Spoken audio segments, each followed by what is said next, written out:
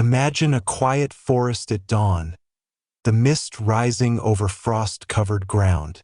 In the distance, a convoy of trucks rumbles through the trees, carrying men whose orders are clear but whose acts defy comprehension. They are the Einsatzgruppen, Nazi mobile death squads, moving with chilling precision across Eastern Europe. In a matter of hours, entire communities, men, women, and children, will vanish, their lives erased with terrifying efficiency. Victims are deceived with false promises of relocation, forced to dig their own graves, and executed in cold, calculated waves. It is 1941, and the war has reached the towns and villages of Poland, the Baltic states, and Ukraine. The locals hear whispers of atrocities, yet no one fully comprehends the scale until the squads arrive. A Jewish family in a small village receives instructions to report for registration, a promise that masks the deadly machinery waiting for them in the nearby forest. Within hours, the sound of gunfire pierces the morning stillness, echoing across the trees, and the world they knew ceases to exist. This was no random act of violence. It was meticulously planned, coordinated, and bureaucratically executed.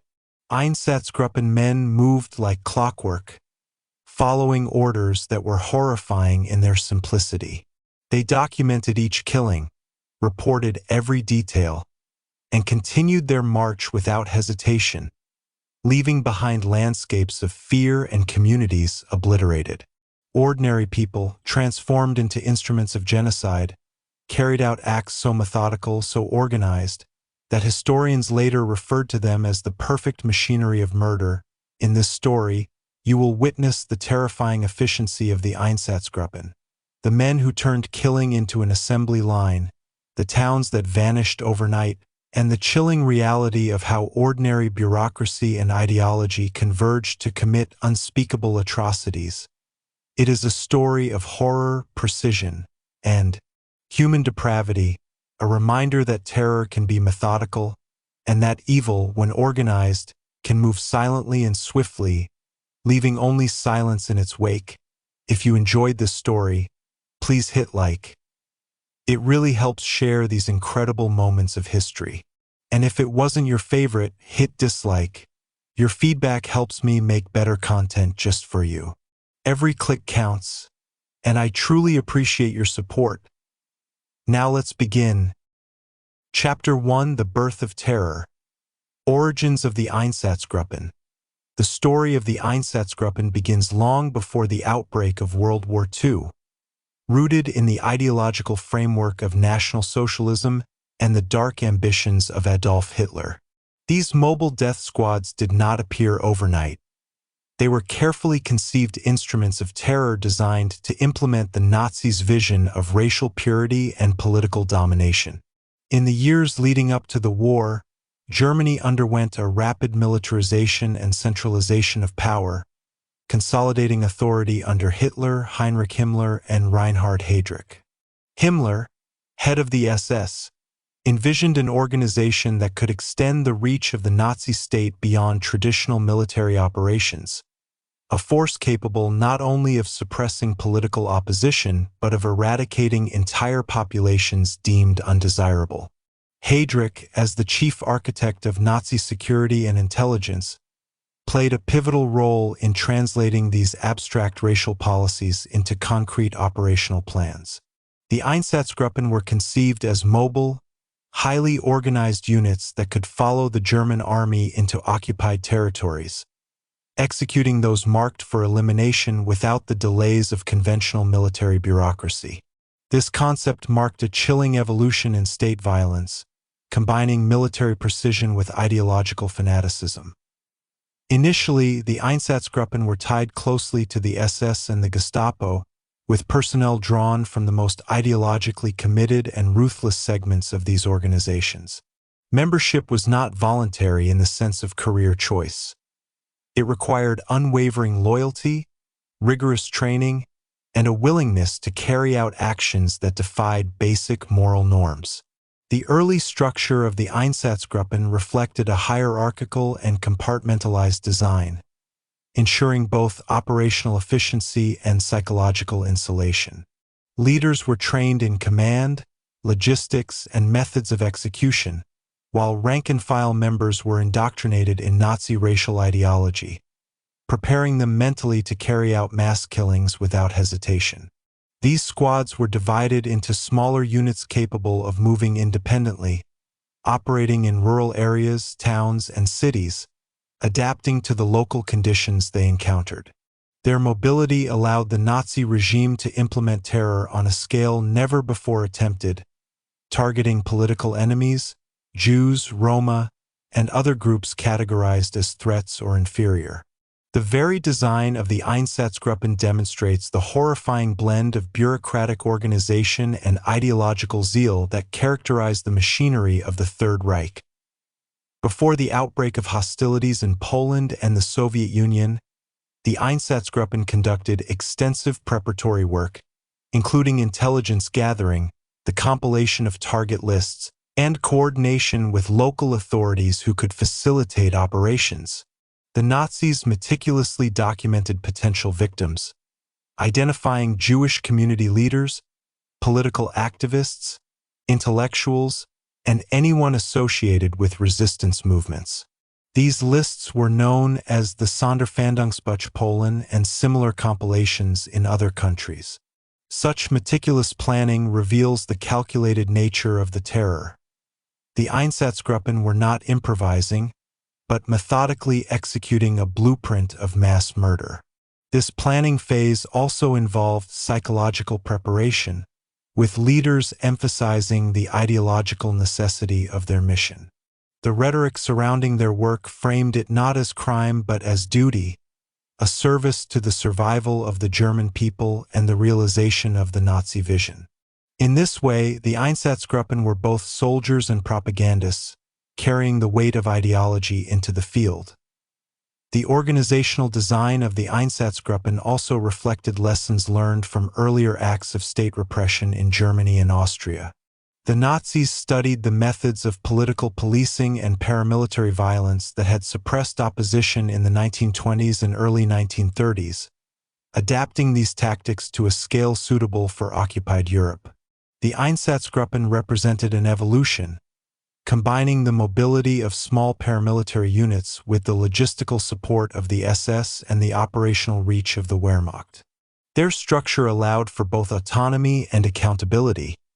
Field commanders could make immediate decisions about executions while reporting upward to central authorities, creating a chain of command that ensured both efficiency and secrecy. In addition to killing operations, these squads were responsible for intelligence gathering, securing political control, and instilling fear among the local population, serving as the vanguard of Nazi occupation. The birth of the Einsatzgruppen also reflected a chilling aspect of modern warfare, the fusion of bureaucracy with ideological extremism. Their creation demonstrates how ordinary administrative mechanisms, record-keeping, hierarchical command, logistics, can be twisted into instruments of mass murder when combined with fanaticism. The early years of the Einsatzgruppen reveal a disturbing pattern. The Nazi leadership was not improvising but intentionally designing tools to facilitate genocide. This careful preparation, coupled with the personal involvement of figures like Himmler and Heydrich, laid the foundation for one of the darkest chapters in human history. By the time the German armies crossed into Poland in September 1939, the Einsatzgruppen were poised to implement their mission with a terrifying combination of efficiency, mobility, and ideological commitment. In essence, the origins of the Einsatzgruppen illustrate a convergence of ideology, military strategy, and bureaucratic precision. These units were not spontaneous agents of chaos. They were carefully constructed instruments of terror, designed to execute a systematic campaign of murder that would soon extend across Eastern Europe. Their creation underscores a central lesson in the history of human cruelty. When ideology is fused with organizational expertise and unchecked power, ordinary individuals can be transformed into agents of extraordinary violence. The careful preparation, training, and indoctrination of these death squads reveal the deliberate planning behind what would become a central mechanism of the Holocaust. The Einsatzgruppen's early formation sets the stage for understanding not only the methods and scope of their actions, but also the psychological and ideological mechanisms that enabled ordinary men to commit extraordinary atrocities. The emergence of the Einsatzgruppen cannot be understood without considering the broader context of Nazi ideology, which framed certain groups as inherently dangerous or subhuman. Central to this worldview was the obsession with racial purity, which cast Jews, Roma, political dissidents, and other minorities as existential threats to the German Volk. This ideology was not abstract. It became actionable through organizations like the SS, the Gestapo, and ultimately the Einsatzgruppen. The squads were designed to operationalize these beliefs, translating propaganda and political rhetoric into systematic, lethal action. Unlike conventional military units, whose objectives were territorial conquest or tactical victory, the Einsatzgruppen pursued a mission defined by extermination and terror, blending elements of policing, intelligence, and mass execution. Their creation reflects a horrifying rationalization. Mass murder framed as duty, obedience, and national necessity. In the pre-war years, the SS and Gestapo carefully selected individuals for service in the Einsatzgruppen. Selection criteria emphasized loyalty, ideological alignment, and psychological resilience. Candidates were expected to carry out orders without moral hesitation, often requiring specialized training in shooting, crowd control, and intimidation techniques.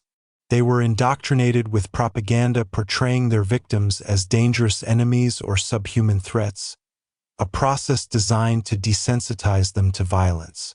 This psychological conditioning was reinforced by peer pressure and strict hierarchical discipline. Deviation from orders could result in punishment or ostracism. The training emphasized efficiency and secrecy, ensuring that the squads could execute mass killings while minimizing public exposure or dissent among their ranks. This combination of ideological indoctrination and procedural instruction created a force capable of carrying out atrocities with terrifying consistency and coordination. The operational design of the Einsatzgruppen involved careful coordination with the German military and local administrative authorities. The units were attached to army groups, moving alongside Wehrmacht formations during invasions.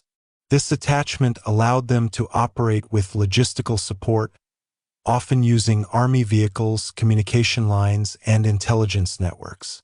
Yet, the squads maintained operational autonomy, giving their commanders the ability to select targets, plan executions, and manage local collaborators. This flexibility allowed the Einsatzgruppen to adapt to diverse environments, from urban centers to rural villages, carrying out killings with ruthless efficiency. It also meant that the squads could respond quickly to perceived threats, eliminating political leaders, intellectuals, and other influential figures before they could organize resistance. Their mobility and autonomy made them a uniquely deadly instrument of Nazi occupation. The ideological underpinning of the Einsatzgruppen also guided their methods. Leaders justified killings as preventive, aimed at eliminating potential opposition and securing German dominance. They framed their actions as morally necessary, presenting themselves as agents of historical inevitability rather than perpetrators of crime. Victims were dehumanized through propaganda, intelligence reports, and bureaucratic categorization, reducing complex human lives to entries on a target list. This process of dehumanization was crucial, allowing squad members to carry out shootings, mass executions, and other forms of terror without hesitation. At the same time, meticulous record-keeping ensured that every act of violence could be documented and reported to higher authorities, combining ideological zeal with bureaucratic precision. Before the outbreak of full-scale war, the Einsatzgruppen also developed strategies for cooperation with local populations. In territories where anti-Semitic sentiment or anti-communist attitudes were already present, they recruited collaborators to assist in locating, rounding up, and executing victims. This collaboration not only amplified the squad's operational reach but also created a web of complicity, spreading responsibility across occupied societies. At the same time, Einsatzgruppen commanders studied the psychology of terror, understanding how mass executions could demoralize communities, disrupt resistance, and enforce compliance. The combination of mobility, ideological training, and tactical cunning made these units exceptionally effective in achieving their grim objectives. It is important to note that the Einsatzgruppen represented a distinct evolution in state-sponsored violence. They were not merely soldiers or police. They embodied a fusion of military, political, and ideological power designed to annihilate targeted populations. Unlike previous forms of repression, which often relied on opportunistic or localized violence, the Einsatzgruppen operated according to meticulously planned protocols, applying modern organizational principles to systematic murder. Their creation demonstrates how bureaucracy, military logistics, and fanatic ideology can converge to produce a machinery of terror capable of executing genocide on an unprecedented scale. By the time World War II began in 1939, the Einsatzgruppen were fully prepared to implement their mission. They had trained personnel, developed operational plans, compiled target lists, and established protocols for mass execution and intelligence gathering. This preparation underscores the deliberate, premeditated nature of Nazi terror. The Einsatzgruppen were instruments of policy, conceived to enforce the genocidal vision of the Third Reich.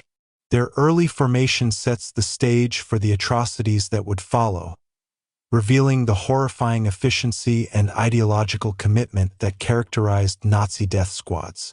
Understanding their origins is crucial not only for comprehending the mechanics of the Holocaust but also for recognizing the broader dangers posed when ideology, bureaucracy, and violence converge.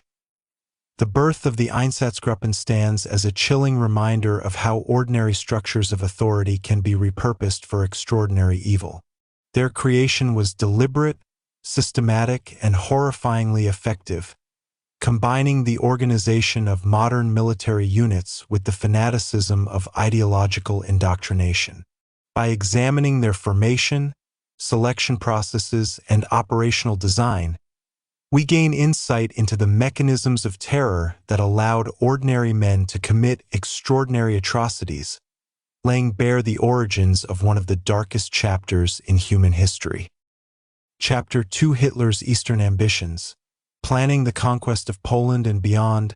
Long before the first shots of World War II echoed across Europe, Adolf Hitler and his inner circle were meticulously planning the expansion of the Third Reich to the east.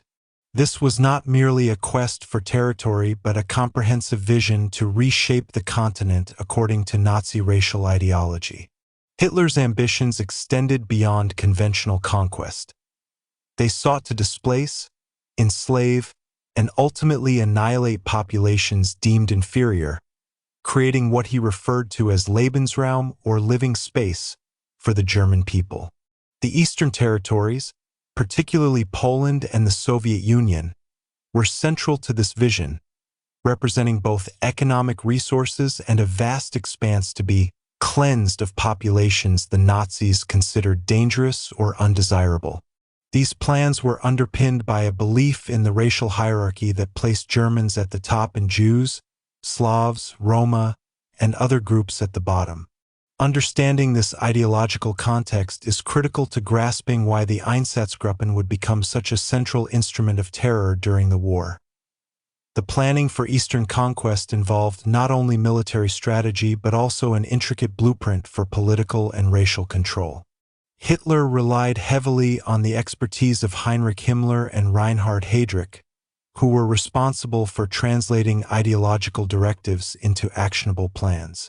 The SS, already a powerful paramilitary organization, was envisioned as the primary executor of these policies, extending beyond the conventional battlefield to the very fabric of occupied society. The Einsatzgruppen were a key component of this strategy, intended to accompany the Wehrmacht as it advanced eastward. Their mission was clear: identify, isolate, and eliminate those considered enemies of the Reich, from political leaders and intellectuals to entire communities labeled undesirable. These units were not spontaneous instruments of violence. They were the embodiment of premeditated planning, designed to enforce Nazi ideology through methodical terror. Poland was the first major target in Hitler's eastern ambitions, and its invasion in September 1939 marked a critical test for both the Wehrmacht and the Einsatzgruppen. German military planners anticipated that the campaign would not only defeat the Polish army, but also require extensive measures to secure the population and suppress resistance. The Einsatzgruppen were deployed in advance to achieve these objectives, tasked with neutralizing political opponents, intellectuals, and other figures who could inspire organized resistance. They relied on intelligence collected beforehand, including meticulously compiled lists of individuals deemed dangerous. This preparatory work ensured that the squads could act immediately as the Wehrmacht moved in, minimizing opportunities for opposition and maximizing the psychological impact on local populations. The operation reflected a new level of integration between military action and ideological enforcement, signaling a disturbing evolution in the practice of modern warfare. Hitler's eastern ambitions were not limited to Poland. The strategic vision extended deep into Soviet territory. Military planners and SS leadership envisioned a vast campaign that would subjugate millions, exploiting resources and land while systematically eliminating populations considered inferior. The ideological underpinning of this plan was rooted in long-standing anti-Semitic and anti-communist beliefs, which framed the conflict as a racial struggle against the perceived threats of Jewish influence and Slavic resistance. The Einsatzgruppen were central to this effort, tasked with implementing mass killings alongside the occupation of key cities and towns. They were organized into mobile units capable of operating independently, allowing them to respond to local conditions while maintaining centralized oversight from SS leadership. Their deployment represented a frightening innovation, killing squads that were both mobile and bureaucratically structured, bridging the gap between ideology and practical implementation on the ground. The meticulous planning for the Eastern Campaign also involved coordination with local informants, collaborators, and sympathetic populations. In areas where anti-Semitic or anti-communist sentiment already existed, the Einsatzgruppen leveraged these attitudes to facilitate operations, recruiting local assistance in identifying and rounding up victims. This collaboration not only expanded the operational capacity of the squads, but also diffused responsibility across communities, entangling occupied populations in the machinery of terror. These preemptive measures were essential to achieving Hitler's vision, allowing the Einsatzgruppen to operate efficiently and create a climate of fear that extended far beyond the immediate victims of executions. The psychological and tactical sophistication of these operations illustrates the horrifying depth of planning behind Nazi Eastern ambitions. Another key aspect of the planning involved integrating the Einsatzgruppen with conventional military operations. Unlike isolated paramilitary actions, these squads were embedded within larger army formations, providing them with logistical support, intelligence, and mobility while maintaining autonomy over local execution of orders. This dual structure ensured operational efficiency. The Wehrmacht secured territory and infrastructure, while the Einsatzgruppen targeted populations deemed politically or racially dangerous. Their independence allowed for rapid decision-making and flexibility in response to changing conditions. while the overarching hierarchy maintained coordination with SS and Gestapo leadership. This combination of mobility, bureaucratic oversight, and lethal specialization made the Einsatzgruppen uniquely capable of enforcing Hitler's ideological vision during the invasion of Poland and subsequent Eastern campaigns. The Eastern ambitions of Hitler and the Nazi leadership were thus inseparable from the creation and deployment of the Einsatzgruppen. These death squads were not afterthoughts. They were carefully designed instruments intended to translate abstract ideology into concrete action. By studying population centers, political structures, and social networks, the Nazis ensured that their squads could operate with precision and effectiveness. The meticulous planning of these operations underscores the horrifying integration of ideology, military strategy, and organizational efficiency. It also demonstrates the deliberate, premeditated nature of the terror that would soon engulf millions of people in Poland, the Baltic states, and eventually the Soviet Union. The preparation for Eastern conquest, the integration of the Einsatzgruppen with military operations, and the reliance on ideology-driven precision all highlight the unique and terrifying character of Nazi planning. These death squads exemplify how modern bureaucratic structures and military organization can be transformed into instruments of systematic mass murder. Understanding this foundation is essential for comprehending not only the mechanics of the Holocaust but also the broader methods by which the Third Reich sought to impose its vision of racial hierarchy and territorial domination. The Eastern ambitions of Hitler created the context in which the Einsatzgruppen would operate with unprecedented efficiency, setting the stage for a campaign of terror that would reshape the history of Europe. As the plans for the conquest of Poland progressed, the Nazis were keenly aware that territorial victory alone would not guarantee control. Their strategy encompassed not only military occupation but the systematic subjugation of populations, the eradication of opposition, and the establishment of a social order aligned with Nazi ideology. The Einsatzgruppen were at the heart of this strategy, conceived as specialized units capable of executing Hitler's vision of racial and political domination.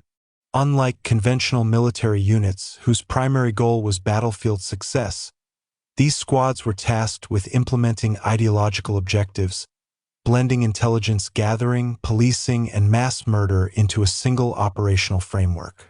Their role was to ensure that the Third Reich's expansion was accompanied by a terrifying demonstration of power, eliminating any potential threat before it could manifest. The early planning emphasized the importance of speed and precision. Hitler and his high command understood that prolonged military campaigns or delays in neutralizing opposition could allow resistance to develop, potentially undermining their objectives. The Einsatzgruppen were trained to act quickly, often arriving in towns and villages ahead of or alongside advancing German forces. They carried detailed lists of targets, often compiled from intelligence networks operating within occupied territories before the invasion.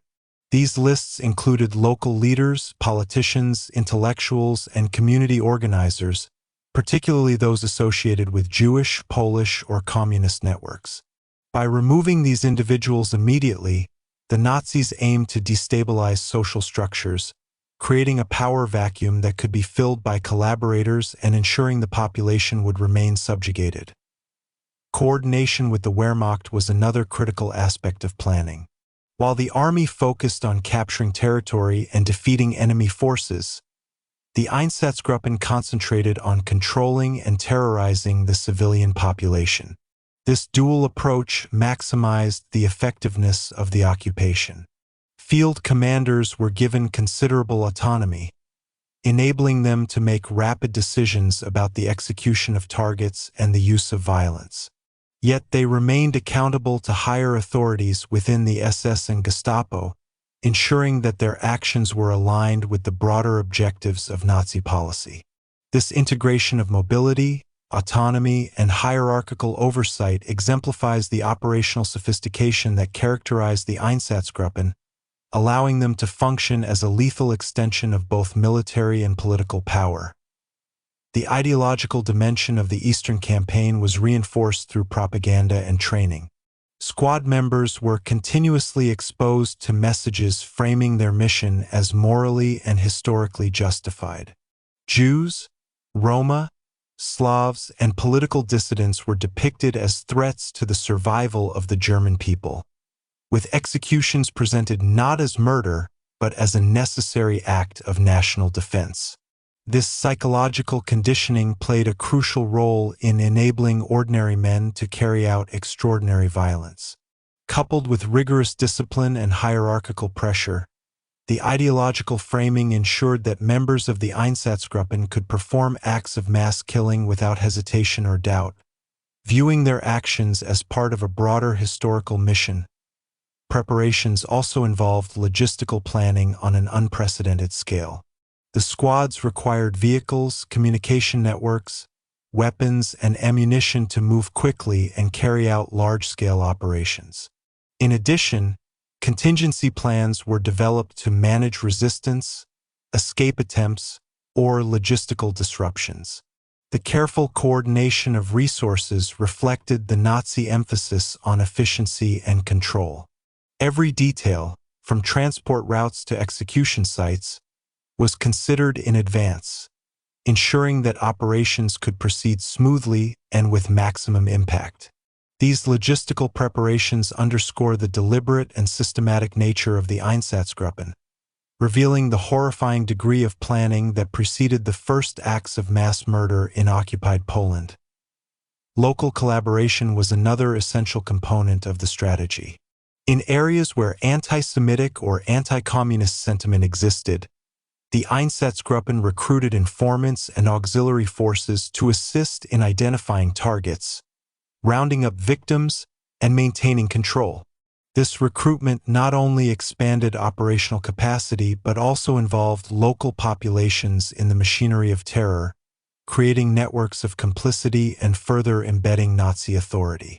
By engaging local actors, the Einsatzgruppen could carry out their mission more efficiently while reinforcing the psychological impact on communities, demonstrating the reach and inevitability of Nazi control. The invasion of Poland in 1939 marked the first practical implementation of these plans.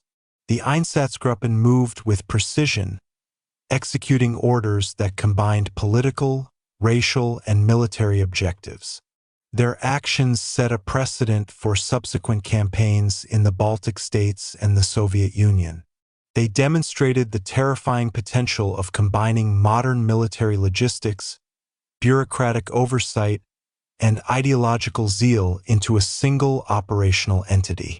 Observers at the time, both within and outside Germany, would later recognize the scale and methodical nature of these operations, which differed from traditional warfare in both purpose and execution. The broader implications of Hitler's Eastern ambitions were profound. By planning for the immediate neutralization of potential opposition, the Nazis ensured that their territorial gains were accompanied by a systematic campaign of terror. The Einsatzgruppen were central to this approach, acting as both enforcers and executioners, translating abstract ideological principles into concrete lethal action. Their deployment illustrates the extent to which Nazi policy combined military conquest with racial and political objectives, creating a machinery of control and extermination that would soon engulf millions across Eastern Europe. Ultimately, the planning for the conquest of Poland and the East reveals a chilling convergence of ideology, military strategy, and organizational efficiency. The Einsatzgruppen were not merely instruments of war. They were premeditated tools of terror, designed to implement Hitler's vision with ruthless precision. Their early actions laid the groundwork for the systematic mass killings that would define the Holocaust, illustrating the horrifying potential of a state that combines ideology, bureaucracy, and violence in pursuit of its goals. Understanding these preparations is essential for comprehending the scale and nature of the atrocities that followed, providing insight into one of the darkest chapters in modern history. Chapter 3: The Invasion of Poland and Early Einsatzgruppen Operations. The invasion of Poland in September 1939 was the first major military campaign of World War II, and it marked the initial deployment of the Einsatzgruppen in full operational mode. This campaign was not only a test of German military strategy, but also a rehearsal for the systematic implementation of Nazi ideology through terror and mass killings. Unlike traditional armies, which focused primarily on defeating opposing forces in combat, the Einsatzgruppen operated alongside the Wehrmacht with a distinct mission: to identify, isolate, and eliminate populations deemed politically or racially dangerous. These squads had been carefully prepared for this task, drawing on intelligence, local informants, and precompiled lists of targets. Their operations were methodical, demonstrating a chilling combination of bureaucratic planning and ideological zeal. The structure of the Einsatzgruppen during the Polish campaign reflected careful organizational design. Each unit was divided into smaller operational groups, capable of moving independently while remaining accountable to higher SS and Gestapo authorities. Commanders were granted the autonomy to make tactical decisions on the ground, determining how and when to execute individuals or groups while maintaining communication with central leadership. This system allowed for both flexibility and coordination, enabling the squads to adapt to the fluid realities of war while adhering to the overarching mission. Their mobility was a critical advantage, allowing them to follow army advances and operate in urban centers, villages, and rural landscapes with equal effectiveness. One of the primary objectives of the Einsatzgruppen in Poland was the elimination of political opposition and intellectual leadership. Teachers, priests, community organizers, and government officials were systematically identified and targeted.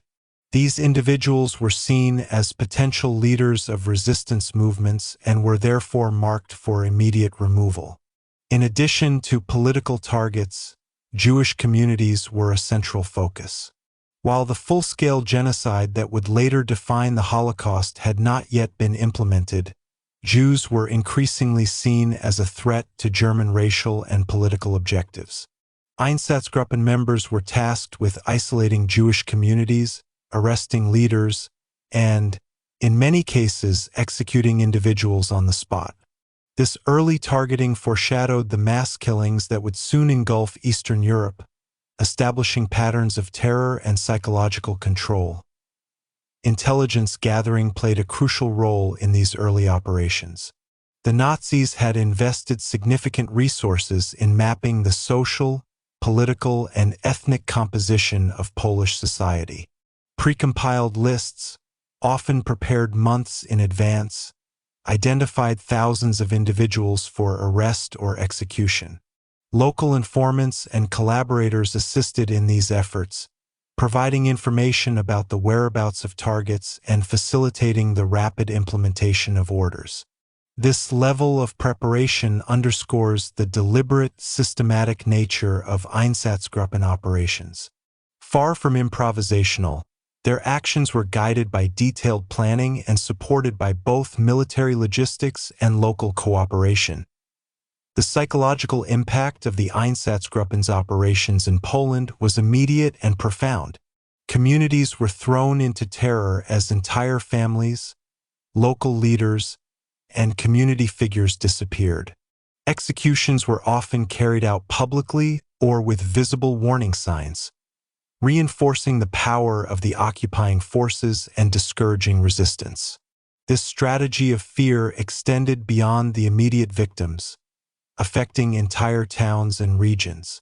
The Einsatzgruppen understood that terror itself was a tool of occupation, weakening social cohesion and ensuring that remaining populations were compliant and intimidated.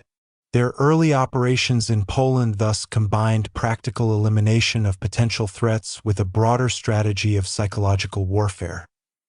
The methods employed by the Einsatzgruppen were as varied as they were brutal. Mass shootings were the most common, with victims often forced to dig their own graves before being executed. In some instances, local facilities such as prisons or schools were repurposed to serve as execution sites, creating a semblance of procedural normalcy while concealing the true scale of killings. The squads also conducted arrests, deportations, and forced labor assignments, particularly for individuals deemed politically unreliable or racially undesirable. While these operations did not yet constitute the industrialized mass murder that would characterize later stages of the Holocaust, they established the operational and psychological framework that would guide future campaigns. Coordination with the Wehrmacht was critical in these early operations. The German army secured territory and suppressed conventional military resistance, while the Einsatzgruppen focused on controlling populations and neutralizing perceived threats. This dual approach maximized the effectiveness of the occupation, ensuring that military gains were reinforced by immediate political and social control. Army officers were often aware of the squad's activities, and while there was some tension over methods, cooperation was generally maintained. This relationship between military and paramilitary units demonstrated the integration of conventional and ideological warfare, a hallmark of Nazi strategy in occupied territories.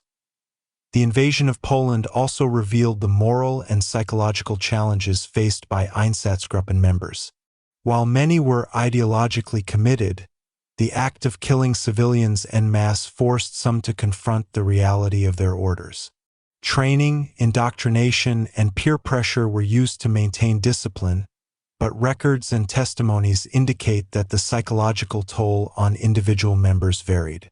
Nonetheless, the campaign was largely successful from the perspective of Nazi objectives, demonstrating that the Einsatzgruppen could carry out complex operations with efficiency and terror. In summary, the Polish campaign was a defining moment for the Einsatzgruppen, marking their transition from preparatory units to active agents of occupation and terror. Their operations combined intelligence, mobility, coordination with military forces, and ruthless implementation of ideological objectives. These early experiences established patterns of behavior, methodology, and psychological control that would later be applied on a much larger scale across Eastern Europe. The invasion of Poland thus serves as a critical case study in understanding how the Einsatzgruppen operated, how they integrated with broader Nazi strategy, and how their actions foreshadowed the unprecedented atrocities to come. Following the initial successes of the invasion, the Einsatzgruppen intensified their activities across occupied Poland, demonstrating the deadly combination of premeditation, mobility, and ideological fervor that would define their operations throughout the war. The early phase of occupation revealed both the efficiency of the squads and the depth of their integration into Nazi objectives. Their mission extended beyond eliminating political or military threats to imposing a climate of fear and submission across entire regions. Towns and villages became arenas of terror, where public executions, arrests, and intimidation tactics were employed to ensure that any potential resistance would be crushed before it could materialize. These operations exemplified a chillingly systematic approach to controlling populations, reflecting meticulous planning and a clear understanding of psychological warfare. One of the key features of Einsatzgruppen operations in Poland was their focus on leadership and community structures. By targeting local elites, religious figures, educators, and prominent professionals, the squads aimed to dismantle the social fabric and remove anyone capable of organizing opposition. This strategy was based on a brutal calculation. Eliminating leaders would leave communities disoriented, defenseless, and more easily manipulated. The psychological consequences were devastating, as ordinary citizens witnessed the sudden disappearance or execution of respected members of their communities. Fear became a tool as effective as bullets, ensuring compliance through terror. The Einsatzgruppen's actions demonstrated an understanding of the intricate links between power, authority, and social cohesion, using targeted violence to achieve political objectives. Jewish communities, in particular, faced early waves of targeted persecution. While the industrialized extermination methods of later years had not yet been implemented, Jews were systematically rounded up, humiliated, and, in many cases, executed. Einsatzgruppen members employed various methods to identify and isolate Jewish populations, relying on intelligence, local collaborators, and meticulous record-keeping. These initial measures foreshadowed the horrific mass killings that would soon occur across Eastern Europe. They also reveal the continuity between early operations in Poland and the broader genocidal policies of the Third Reich. Both were driven by ideology, executed with precision, and justified under the guise of national security and racial necessity. The psychological conditioning of Einsatzgruppen personnel played a crucial role in the effectiveness of these early operations. Members were indoctrinated to view their actions as morally justified and necessary for the survival of the German people. Propaganda emphasized the supposed threats posed by Jews, communists, and other targeted groups, framing mass executions as a duty rather than a crime. Peer pressure and hierarchical discipline further reinforced compliance, creating an environment in which questioning orders was rare and dangerous. While individual responses varied, the overall effect was the creation of a unit capable of carrying out extreme violence with methodical efficiency, motivated by ideology, obedience, and fear of reprisal. Logistics and organization were central to the operations of the Einsatzgruppen. Vehicles, weapons, communication networks, and coordination with army units ensured that the squads could move rapidly and carry out orders across large territories. Contingency plans accounted for potential resistance, shortages, or disruptions, reflecting the bureaucratic and military precision that defined their approach.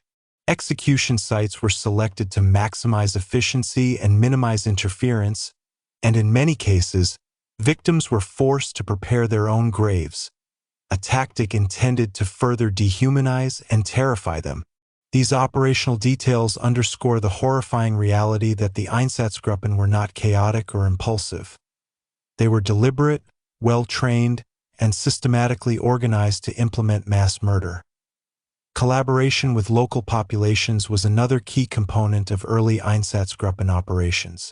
In areas where anti-Semitic or anti-communist sentiment existed, the squads recruited informants and auxiliary forces to assist in identifying and rounding up victims. This strategy not only expanded operational capacity but also entangled local communities in the machinery of terror.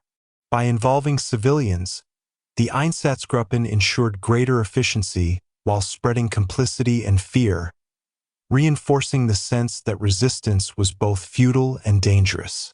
These networks of collaboration would later play a significant role in the expansion of Nazi terror across occupied territories. The invasion of Poland also highlighted the tension between military and paramilitary forces. While the Wehrmacht focused on defeating opposing armies and securing territory, the Einsatzgruppen carried out operations aimed at the civilian population.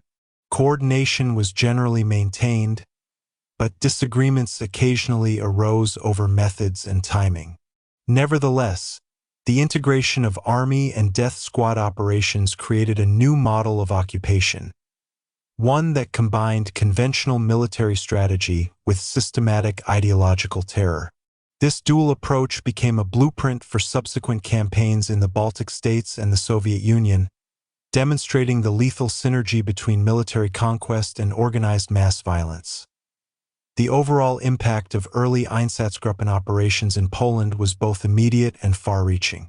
Entire communities were destabilized, populations were terrorized, and a culture of fear and submission was established. These early actions set a precedent for the larger, more industrialized campaigns of extermination that would follow, providing both operational experience and psychological conditioning for the personnel involved. The invasion of Poland thus represents not only a military conquest but a chilling demonstration of how ideology, planning, and bureaucratic efficiency can converge to produce systematic mass murder. In conclusion, The Einsatzgruppen's initial operations in Poland exemplify the terrifying precision and effectiveness of Nazi death squads. By targeting leadership, exploiting intelligence, coordinating with military forces, and leveraging psychological tactics, these squads established patterns of violence that would continue and expand throughout Eastern Europe. The campaign demonstrates how ideology, organization, and terror were combined to achieve both military and political objectives, laying the groundwork for the broader genocidal policies that would come to define the Holocaust. These early actions reveal the horrifying efficiency and moral collapse that underpinned the Einsatzgruppen, offering a critical lens through which to understand the mechanics of state-sponsored terror. Chapter 4: The Baltic and Soviet Campaigns. Spreading fear across Eastern Europe, following the swift conquest of Poland, the Nazi leadership turned its attention to the Baltic states and the western regions of the Soviet Union, envisioning a grand expansion that would fulfill both territorial ambitions and ideological objectives. The Einsatzgruppen, having gained operational experience in Poland, were now deployed to extend terror on an even larger scale. Unlike conventional military units whose focus was the defeat of opposing armies, these death squads had a dual role: securing occupied territories and systematically eliminating populations the Nazis deemed dangerous or undesirable. Their operations reflected an evolution of strategy, combining meticulous planning, mobility, and ideological zeal. In this phase, the Einsatzgruppen would encounter new challenges: diverse populations, complex social structures, and varying levels of local resistance, all of which required adaptability while maintaining the ruthless efficiency that had become their hallmark. The Baltic states, Estonia, Latvia, and Lithuania were strategically vital, providing access to ports, transportation networks, and a foothold for future campaigns deeper into the Soviet Union. For the Einsatzgruppen, this region presented both opportunities and logistical complexities. Prior intelligence work had identified key targets, including Jewish communities, communist activists, and political elites, whose removal was seen as essential to consolidating German control. The squads coordinated closely with the Wehrmacht, moving quickly to secure urban centers and rural areas while simultaneously executing their ideological mandate. Unlike Poland, where some resistance structures were familiar, the Baltic populations were ethnically diverse, with historical tensions and local political dynamics that required careful management. Einsatzgruppen leaders adapted their strategies accordingly, balancing speed, efficiency, and psychological impact to achieve the desired outcomes. Intelligence gathering was central to the effectiveness of these operations. The Einsatzgruppen relied on detailed pre-war information, lists of prominent individuals, and local collaborators to locate and neutralize targets. In addition to Jews and political opponents, Roma communities, intellectuals, and other groups labeled as undesirable were systematically identified. The squads employed local informants extensively, exploiting existing social networks to gather information and secure cooperation. In many cases, local populations were coerced or incentivized to assist in identifying victims, creating networks of complicity that extended the reach of the death squads. This integration of local knowledge and Nazi organizational expertise allowed the Einsatzgruppen to operate with a level of precision and efficiency that would become increasingly deadly in the coming years. The psychological dimension of the Einsatzgruppen's work was as significant as the physical execution of victims. Public executions, visible displays of power, and intimidation tactics were designed to instill fear and prevent resistance. Communities witnessing the sudden disappearance or execution of leaders, intellectuals, and entire families were forced into compliance, often unable to organize or respond. This deliberate cultivation of terror ensured that the occupation was not only militarily successful but socially dominant, with fear serving as a tool of control. The Einsatzgruppen's ability to combine operational efficiency with psychological manipulation reflects the unique nature of their role. They were not merely killers, but agents of systemic terror designed to reshape entire societies according to Nazi ideology. The methods used by the Einsatzgruppen during the Baltic campaigns evolved from their experiences in Poland. Mass shootings remained the primary tactic, often carried out in forests, fields, or secluded areas to avoid public scrutiny.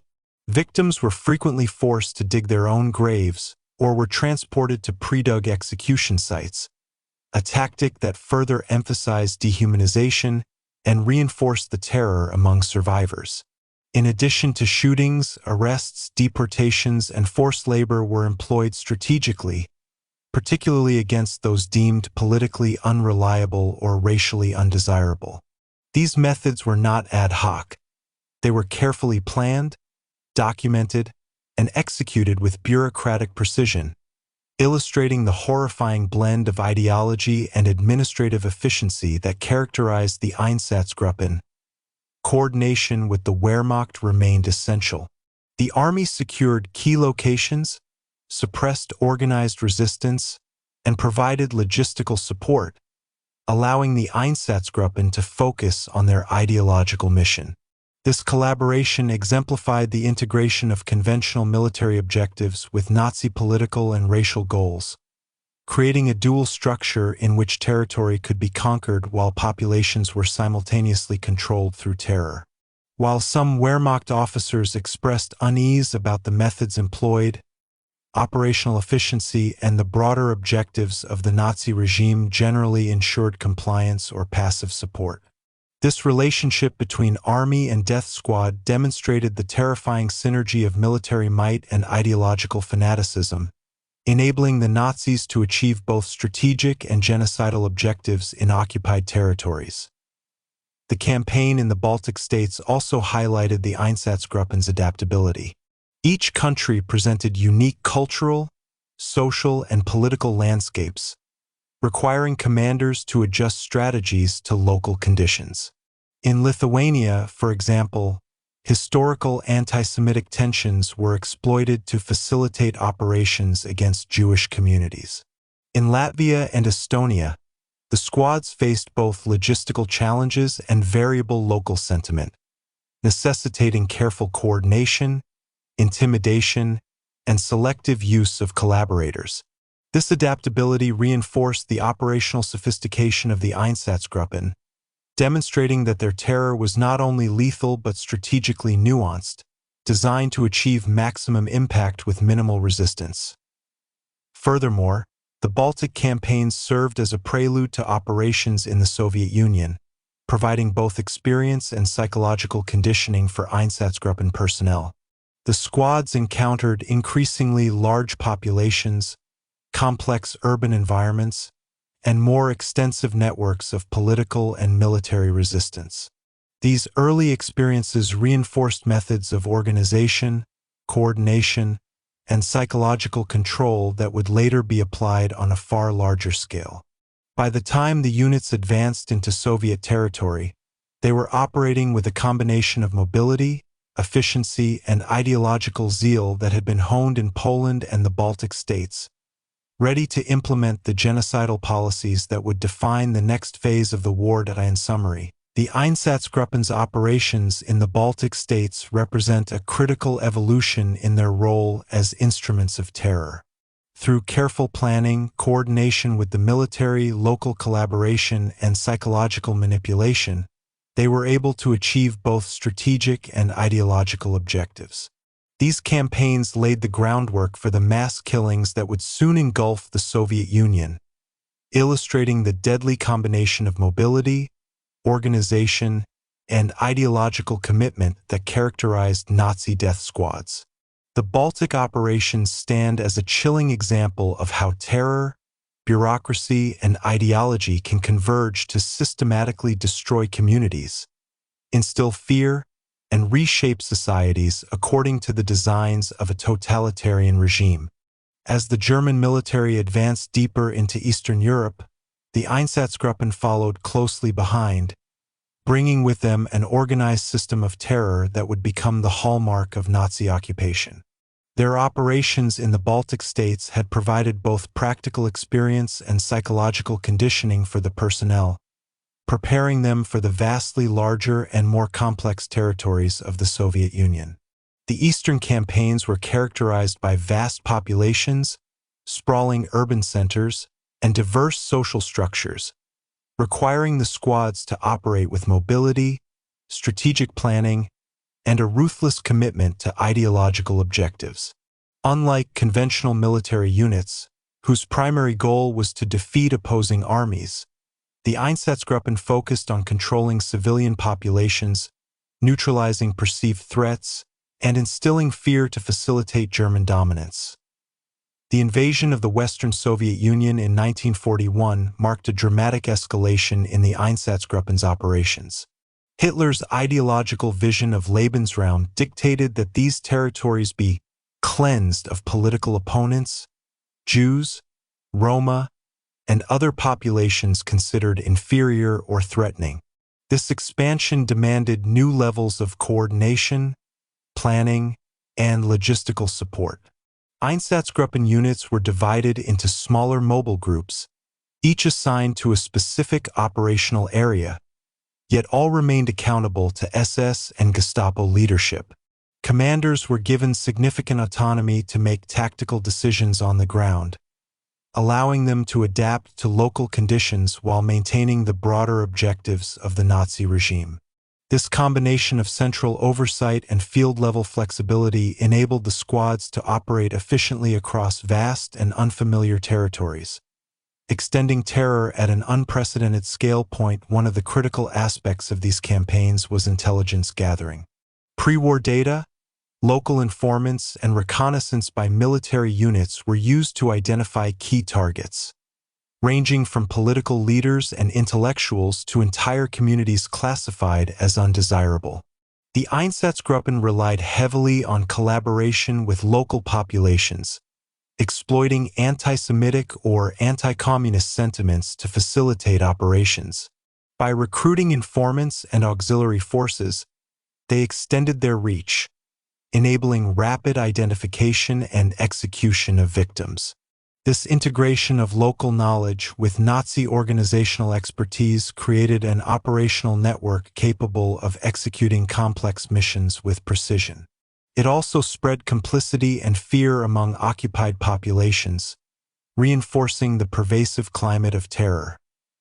The psychological impact of these campaigns was profound. Communities witnessed the sudden disappearance or execution of leaders, neighbors, and family members, often under highly visible or gruesome circumstances. Public executions, intimidation tactics, and visible signs of violence were employed deliberately to instill fear and discourage resistance. This psychological warfare complemented the physical elimination of targets, ensuring that the broader population would comply with German authority. The Einsatzgruppen understood that controlling populations was as much about perception and fear as it was about physical coercion, and their strategies reflected a sophisticated understanding of human behavior in the context of occupation. Operational methods in the Soviet campaigns were varied and highly organized. Mass shootings remained the predominant method of execution, often conducted in forests, fields, or prearranged sites outside urban centers. Victims were frequently forced to dig their own graves, a tactic designed to heighten terror and dehumanize those being murdered. In addition to shootings, arrests, deportations, and forced labor were systematically employed to suppress potential opposition and exploit human resources. Every action was meticulously documented, demonstrating the bureaucratic efficiency that characterized Einsatzgruppen operations. Far from chaotic, these killings were pre-planned, recorded, and executed according to protocols designed to maximize both efficiency and psychological impact. Coordination with the Wehrmacht continued to be essential. While army units focused on capturing territory and defeating military forces, The Einsatzgruppen concentrated on civilian populations and ideological objectives. This dual approach created a synergy that allowed Germany to consolidate power quickly, combining traditional military strategy with organized terror. Despite occasional tensions between army officers and SS commanders regarding methods and morality, the overarching objectives of occupation generally ensured cooperation. This partnership exemplifies the integration of conventional military action with paramilitary and ideological operations, a combination that amplified the effectiveness of Nazi control across occupied territories.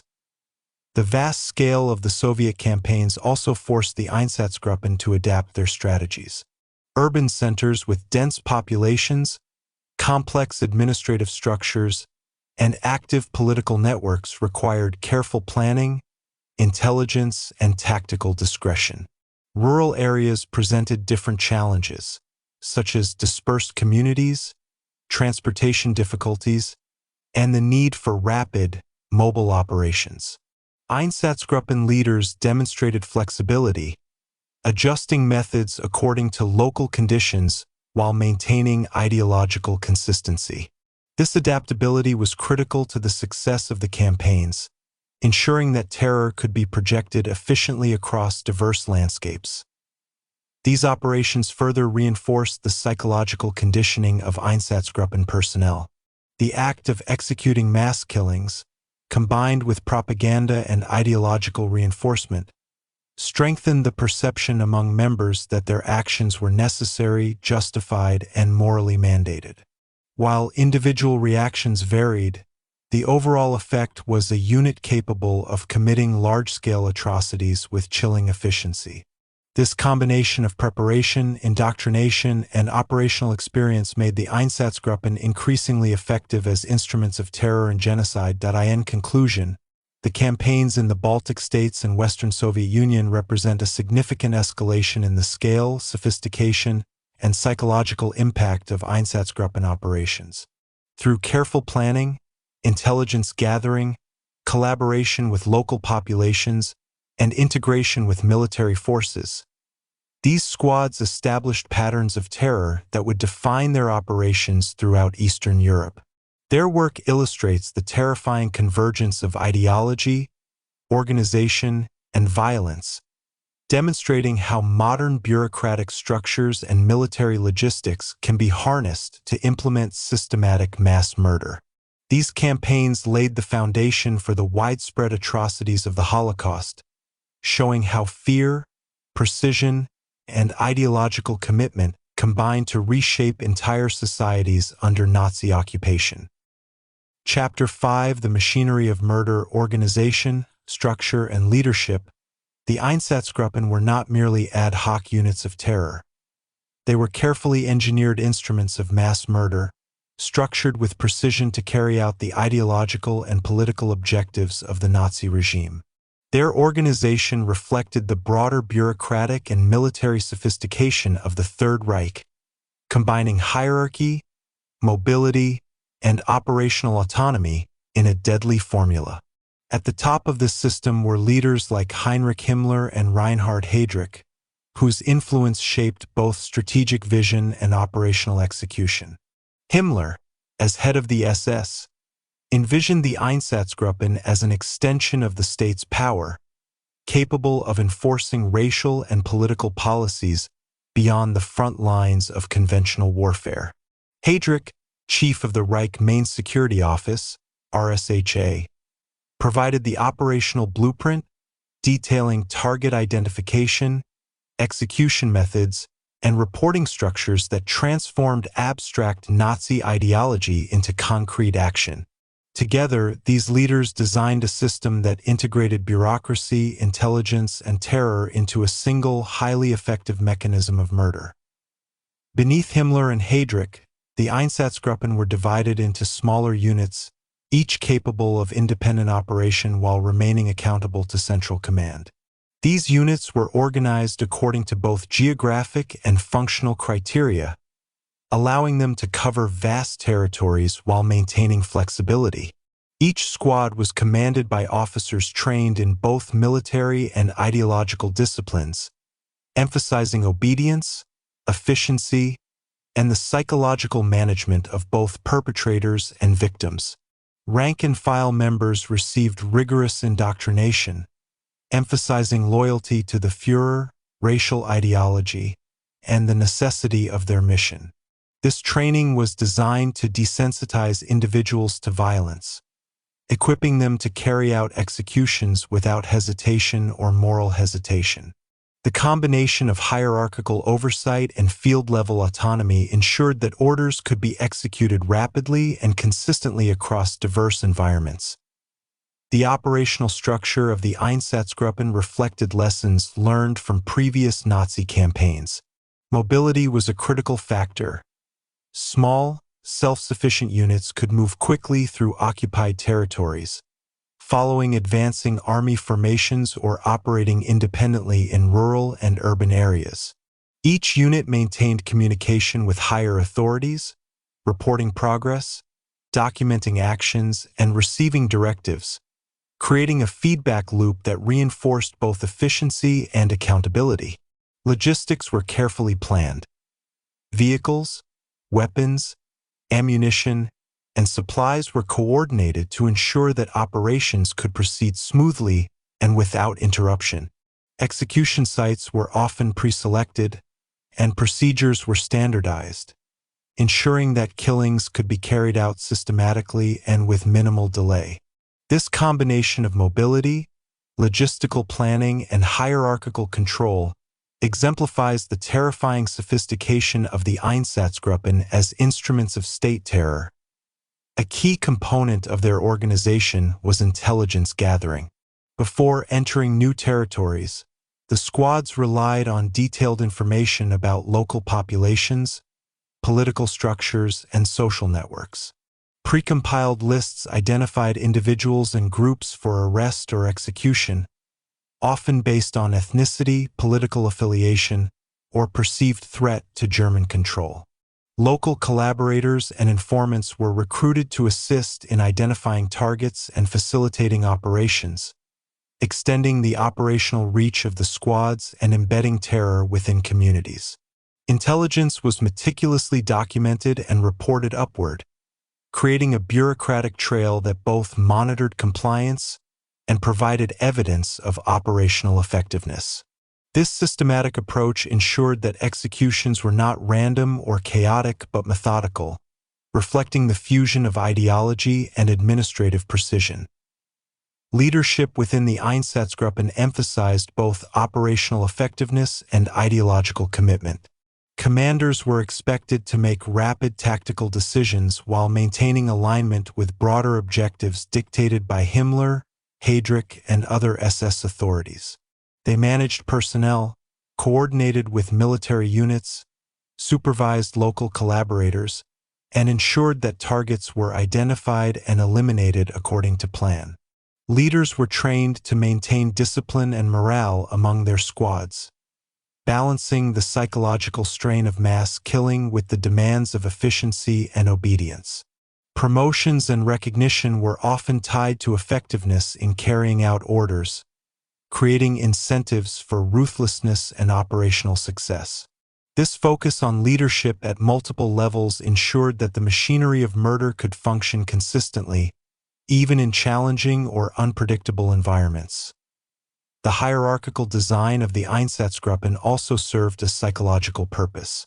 By compartmentalizing responsibilities and maintaining strict chains of command, the system diffused personal responsibility and reinforced obedience.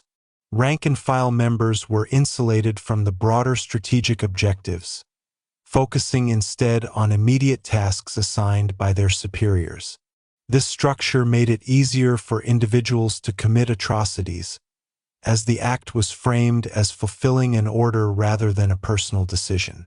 Combined with ideological indoctrination, this approach created units capable of carrying out large-scale killings with alarming efficiency and minimal moral hesitation. The bureaucratic sophistication of the Einsatzgruppen extended to documentation and reporting. Every operation, from arrests to mass executions, was recorded in official reports submitted to higher authorities. This not only allowed central leadership to monitor compliance, but also reinforced a culture of accountability and efficiency within the squads.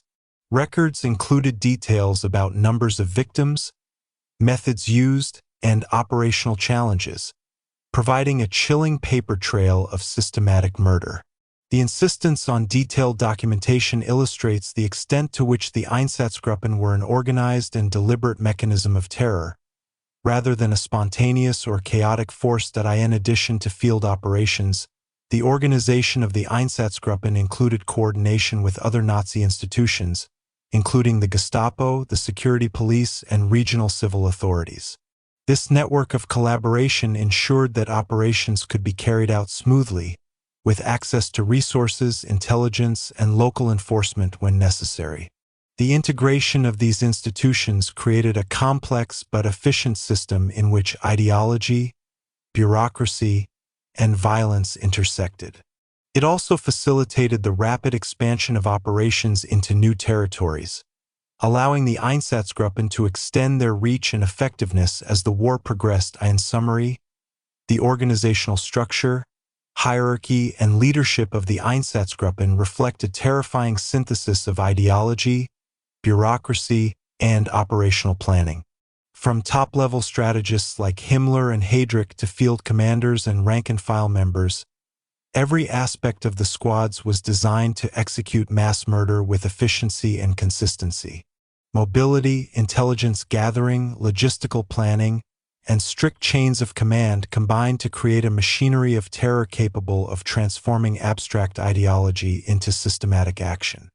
Understanding this organization is essential for comprehending the scale and effectiveness of Einsatzgruppen operations, as well as the mechanisms that allowed ordinary individuals to participate in extraordinary atrocities. The effectiveness of the Einsatzgruppen was not solely the result of hierarchical organization or ideological indoctrination. It also depended on meticulous operational planning and the capacity to adapt to rapidly changing circumstances. Commanders were trained to assess each new territory, evaluating population density, political structures, potential resistance, and local attitudes toward targeted groups. This assessment allowed them to tailor operations for maximum efficiency and psychological impact.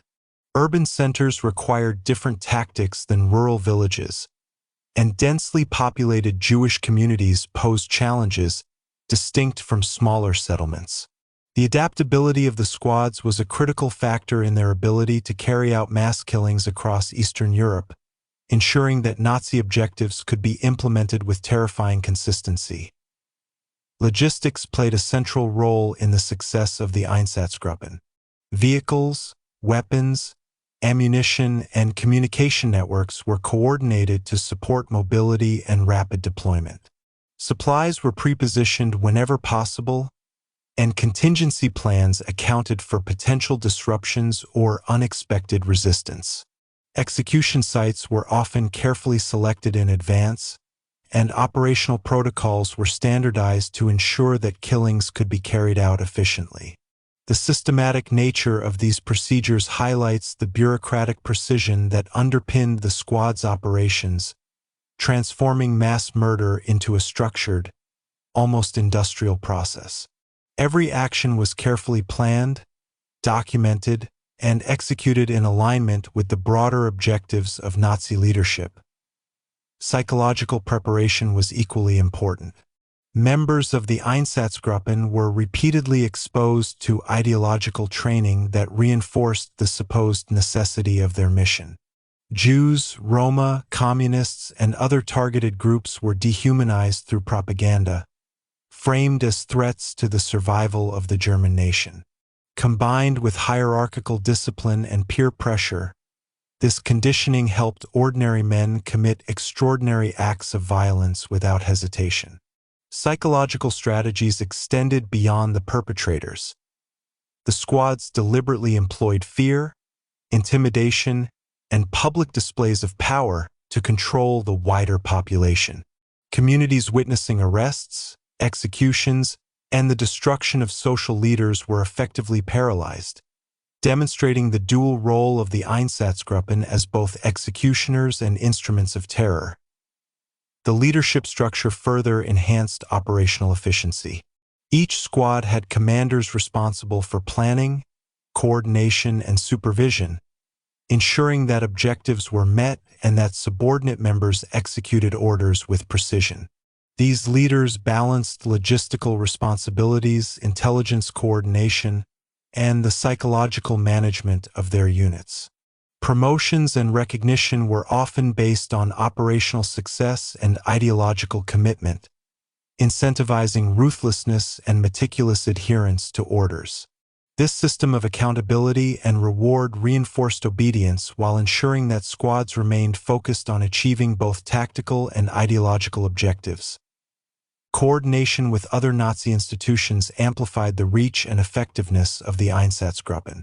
The squads worked closely with the Gestapo, security police, and civil authorities to access intelligence, enforce orders, and secure logistical support.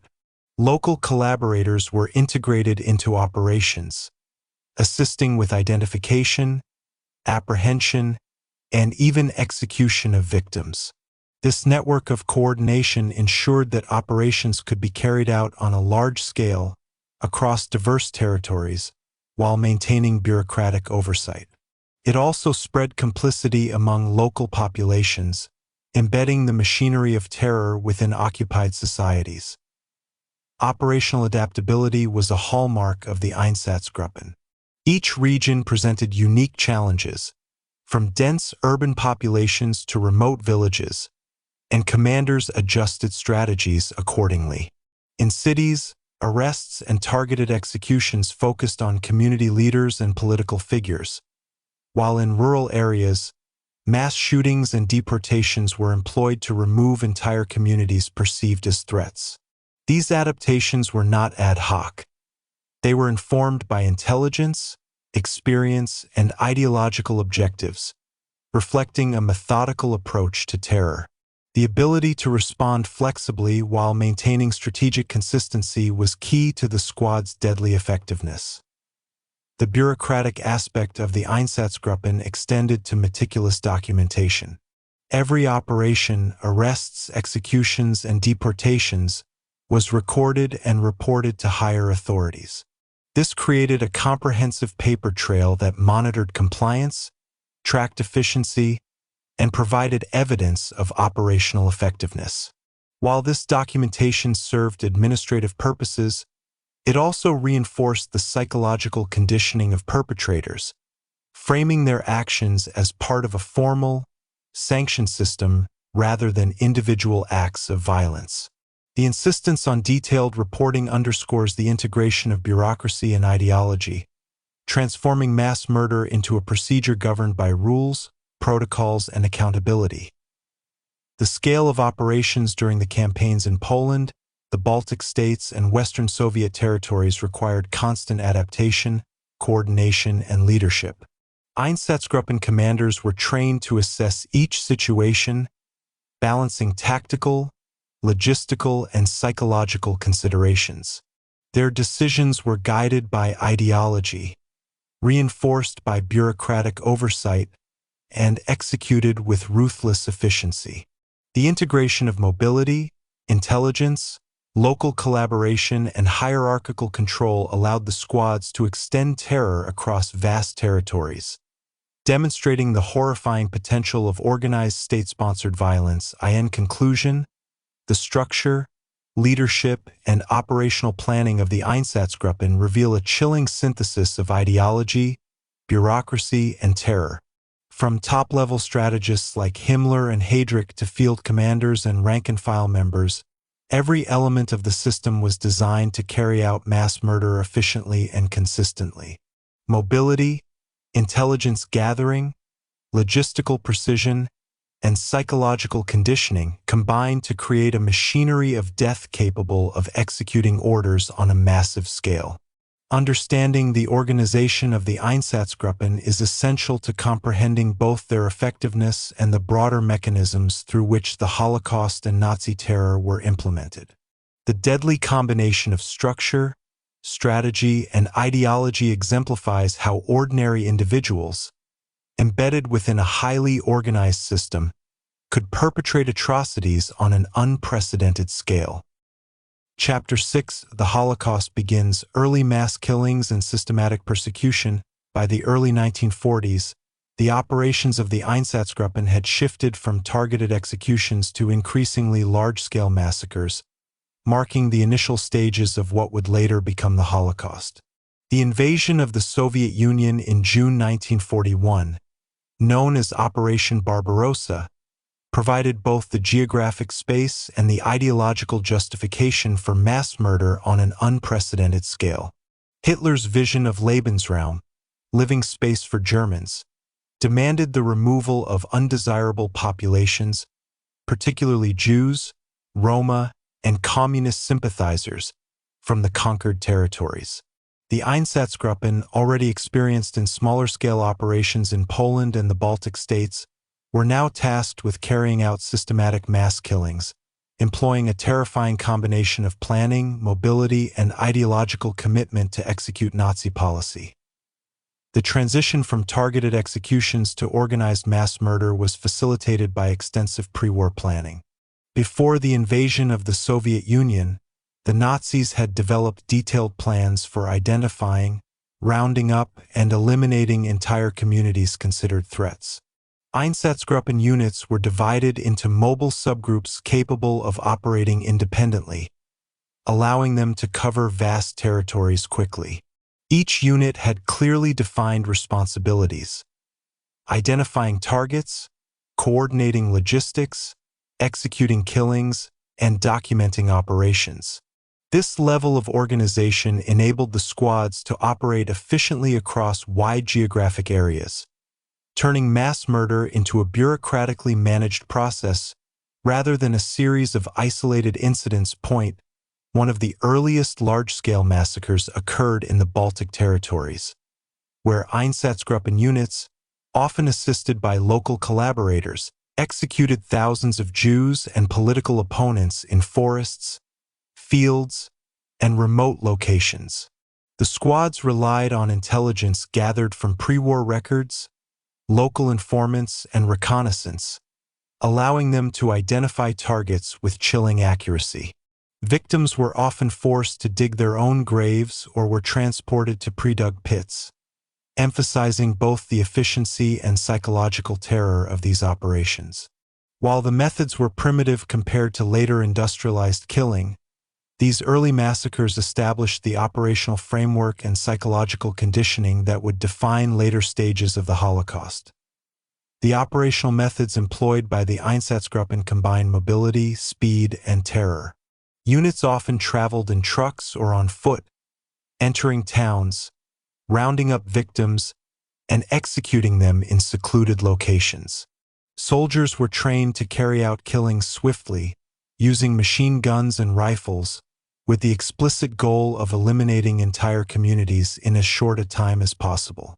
Public displays of violence and intimidation were also employed to instill fear, not just among the immediate victims but throughout the wider population. This dual focus on execution and psychological impact was central to the Einsatzgruppen's effectiveness, ensuring that their operations reinforced Nazi authority while destabilizing and terrorizing local societies. Coordination with the Wehrmacht remained essential during these early mass killings. The German army secured urban centers, transportation routes, and military objectives, while the Einsatzgruppen focused on civilian populations and ideological targets. This division of labor maximized efficiency. The army maintained territorial control, suppressing potential resistance, while the squads carried out the systematic removal of perceived threats. While tensions sometimes arose between army officers and SS commanders over the methods and morality of these killings, the broader objectives of Nazi occupation generally ensured cooperation. The synergy between conventional military operations and mobile death squads created a uniquely effective machinery of terror. The psychological conditioning of Einsatzgruppen personnel continued to play a critical role in sustaining mass killings. Members were exposed to propaganda portraying Jews, Roma, and communists as existential threats to the German nation. Training and peer pressure reinforced obedience, while hierarchical structures diffused personal responsibility, framing actions as fulfilling orders rather than individual choices. The experience of earlier operations in Poland and the Baltic states had prepared personnel for large-scale violence, making them increasingly capable of carrying out atrocities without hesitation or moral questioning. This conditioning was essential for maintaining operational effectiveness. As the scale of killings expanded dramatically, documentation and bureaucratic oversight remained central to the process. Each operation was meticulously recorded, detailing numbers of victims, methods used, and logistical considerations. Reports were sent to higher authorities within the SS and RSHA, providing a record of compliance and operational success. This bureaucratic rigor illustrates the horrifying combination of organization and ideology. Killings were not arbitrary or chaotic, but systematically planned, executed, and recorded. The insistence on documentation reinforced the perception of legality and duty, normalizing mass murder within the organizational framework of the Nazi state. The early stages of the Holocaust also saw the Einsatzgruppen experimenting with methods to increase efficiency. In some cases, victims were executed in groups at pre-selected locations, while in others, mass shootings were supplemented by deportations and forced labor. The goal was to remove entire communities swiftly, maximizing the psychological and operational impact. These operations established patterns of terror that would be replicated and scaled up as the Nazis expanded their control deeper into Soviet territory. By 1941, the Einsatzgruppen had become both highly mobile and highly lethal, capable of executing mass murder with precision, efficiency, and ideological conviction. The consequences of these early campaigns were devastating. Tens of thousands of Jews, Roma, and political opponents were killed, communities were destabilized, and a culture of terror was entrenched across occupied regions. The operations of the Einsatzgruppen demonstrated the horrifying potential of a state that combines ideology, bureaucracy, and military organization to implement systematic mass murder. These early massacres not only advanced Hitler's strategic and ideological goals, but also set the stage for the industrialized killing operations that would later define the Holocaust. In summary, the early operations of the Einsatzgruppen mark the transition from targeted executions to systematic mass murder. Through meticulous planning, operational mobility, intelligence gathering, and psychological conditioning, these squads implemented Hitler's vision with terrifying efficiency.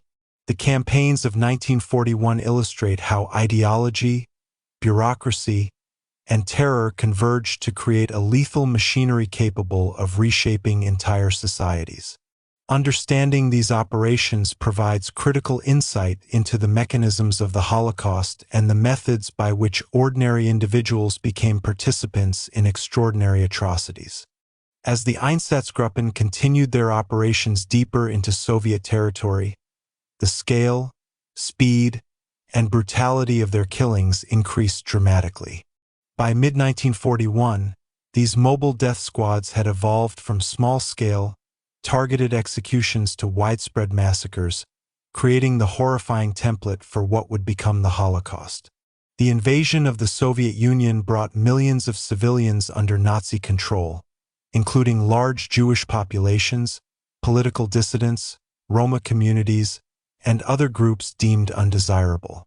The Einsatzgruppen, in coordination with the Wehrmacht and local collaborators, were tasked with eliminating these populations with ruthless efficiency, blending ideology, logistics, and terror into a deadly combination. The organization of the Einsatzgruppen allowed for rapid deployment and systematic action across vast territories. Each unit operated independently but maintained strict accountability to Central SS and RSHA command. Leaders on the ground were empowered to make tactical decisions regarding timing, location, and methods of execution, ensuring flexibility while remaining aligned with the overarching goals of Nazi policy. This autonomy enabled the squads to respond quickly to local conditions, overcoming challenges such as population dispersal, resistance, and logistical constraints. Mobility, combined with pre-planned operational procedures, allowed the Einsatzgruppen to cover thousands of square kilometers, bringing terror and death wherever they advanced. Targeting was both strategic and ideological. Jews were the primary focus, often identified through intelligence networks, local informants, and precompiled lists. Communist activists, political leaders, intellectuals, and Roma populations were also systematically eliminated. The Nazis framed these killings as necessary for the security and survival of the German nation, creating a moral justification for atrocities that, in reality, were driven purely by racial and political ideology. By removing perceived threats and destabilizing communities, the Einsatzgruppen facilitated German occupation while advancing the regime's genocidal objectives. These operations demonstrated the lethal combination of premeditation, bureaucratic planning, and ideological zeal that characterized all subsequent stages of the Holocaust. Mass shootings were the primary method employed, often conducted in forests, fields, or other secluded locations. Victims were forced to assemble in groups, sometimes dug into their own graves, before being executed with rifles or machine guns. In addition to shootings, arrests, forced labor, and deportations were used strategically to control populations and remove potential opposition. The scale of these killings was staggering. Reports from 1941 indicate that tens of thousands of Jews were murdered within weeks of German occupation in cities like Kaunas, Riga, and Minsk. Despite the horrific nature of these acts, the Einsatzgruppen documented every operation meticulously, reporting numbers, methods, and logistical details to central authorities. This bureaucratic record-keeping highlights the terrifying fusion of ideology and administration that allowed mass murder to be conducted with precision and accountability. Collaboration with local populations significantly amplified the effectiveness of the Einsatzgruppen. In many areas, anti-Semitic and anti-communist sentiments were exploited to recruit informants and auxiliary forces. These collaborators assisted in identifying targets, securing victims, and sometimes even participating in executions. By enlisting local actors, the squads extended their operational reach and embedded terror within the social fabric of occupied territories. Communities became not only victims but also complicit in the machinery of genocide, a phenomenon that intensified both the psychological impact and the logistical efficiency of the operations.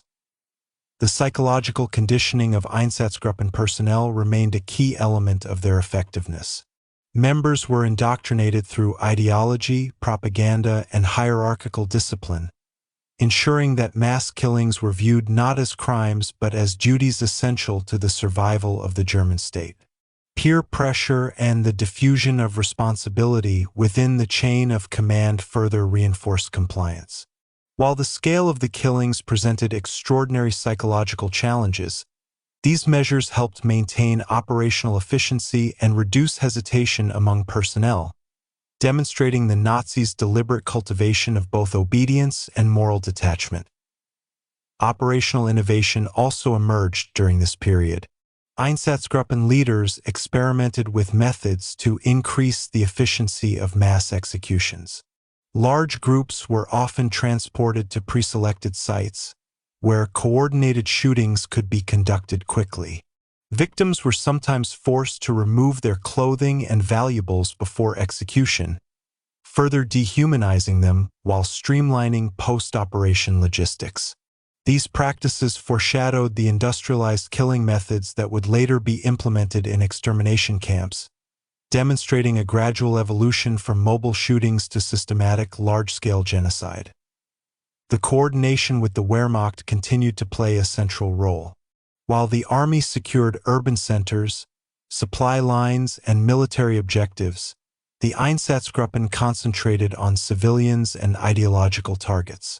This dual structure of occupation allowed Germany to consolidate power rapidly, suppress resistance, and implement racial policies simultaneously. Although there were occasional tensions between Army and SS officers regarding the methods of killing, the broader objectives of occupation ensured that these tensions did not hinder operational effectiveness. The synergy between conventional military action and paramilitary execution squads became a defining feature of the Nazi occupation strategy. By the end of 1941, the early operations of the Einsatzgruppen had already caused tens of thousands of deaths and devastated countless communities. The systematic nature of their work, combining mobility, intelligence, coordination, and ideological commitment, created a deadly template that would be replicated across Eastern Europe. These campaigns not only advanced Hitler's strategic and racial objectives, but also revealed the terrifying efficiency with which ordinary individuals, embedded in a hierarchical and bureaucratically managed system, could perpetrate extraordinary atrocities. In conclusion, the early stages of the Holocaust illustrate the evolution of the Einsatzgruppen from targeted execution squads to mobile instruments of mass murder. Through meticulous planning, coordination, and ideological conditioning, they executed large-scale massacres with precision and speed, destabilizing communities and advancing the Nazi agenda of racial and political domination. These operations provide a sobering insight into the mechanisms of state-sponsored terror, revealing how ideology, organization, and psychology combine to enable systematic genocide on an unprecedented scale. The foundations laid during this period would inform and facilitate the industrialized extermination campaigns that followed, demonstrating the horrifying potential of a society organized for mass murder.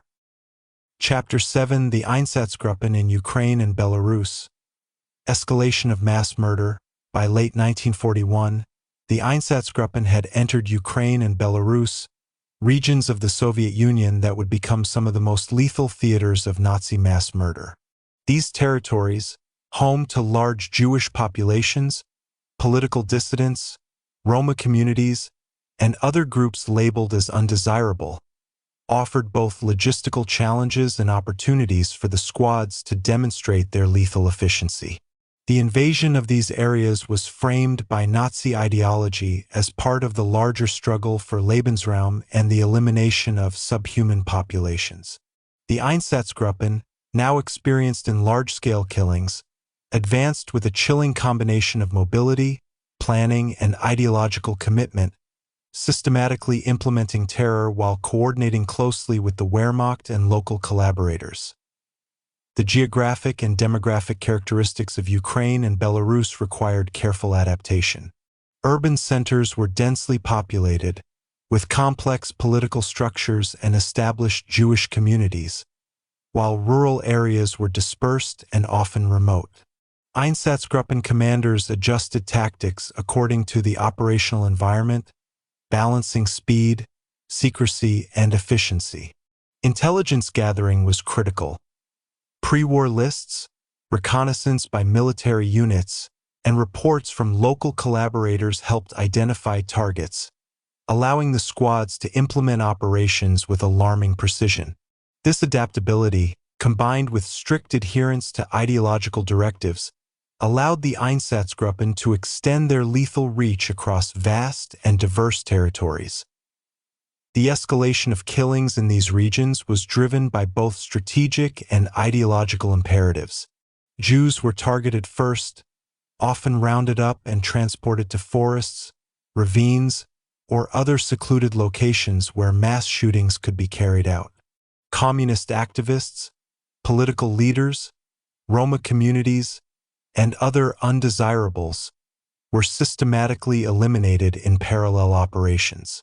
Public displays of violence were often minimized to maintain order, but the threat of execution was used to instill terror and suppress potential resistance. The Einsatzgruppen understood that control over populations required both direct violence and psychological dominance, and they used every tool at their disposal to achieve compliance. Coordination with the Wehrmacht was essential to these operations.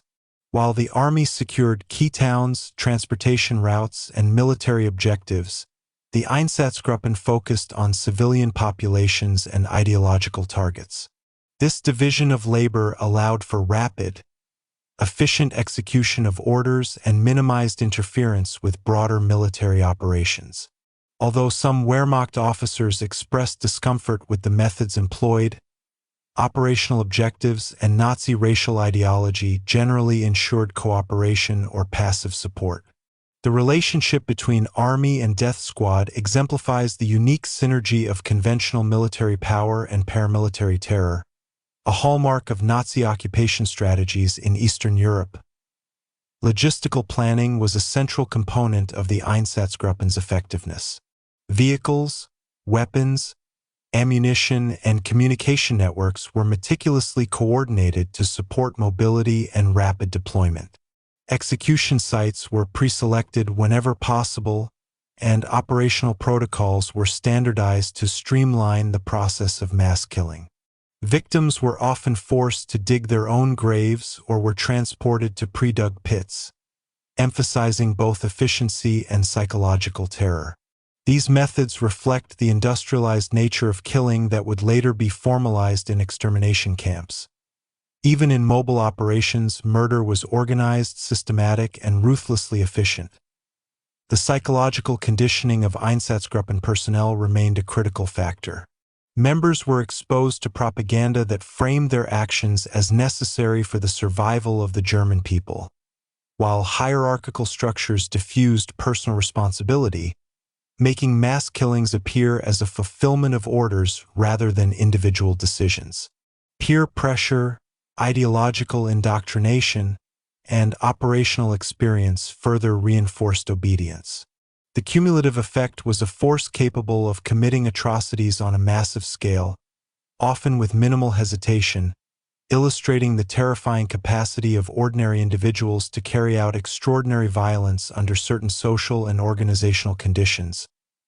Early operations in Ukraine and Belarus also highlighted the role of local collaborators. Anti-Semitic and anti-communist sentiments were exploited to recruit informants and auxiliary forces, extending the operational reach of the Einsatzgruppen. These collaborators assisted in identifying victims, securing populations, and sometimes participating directly in executions. This involvement created a web of complicity that spread fear and reinforced the authority of the squads, embedding terror within local communities. The integration of local support networks was critical in amplifying the efficiency and scope of mass killings, demonstrating the calculated and methodical approach of the Nazis to genocide. The scale of the killings in these regions was staggering. By the end of 1941, tens of thousands of Jews, political opponents, and Roma had been murdered in a series of coordinated operations across Ukraine and Belarus. Each operation was meticulously documented, with detailed reports submitted to central authorities, providing a bureaucratic record of compliance and operational success.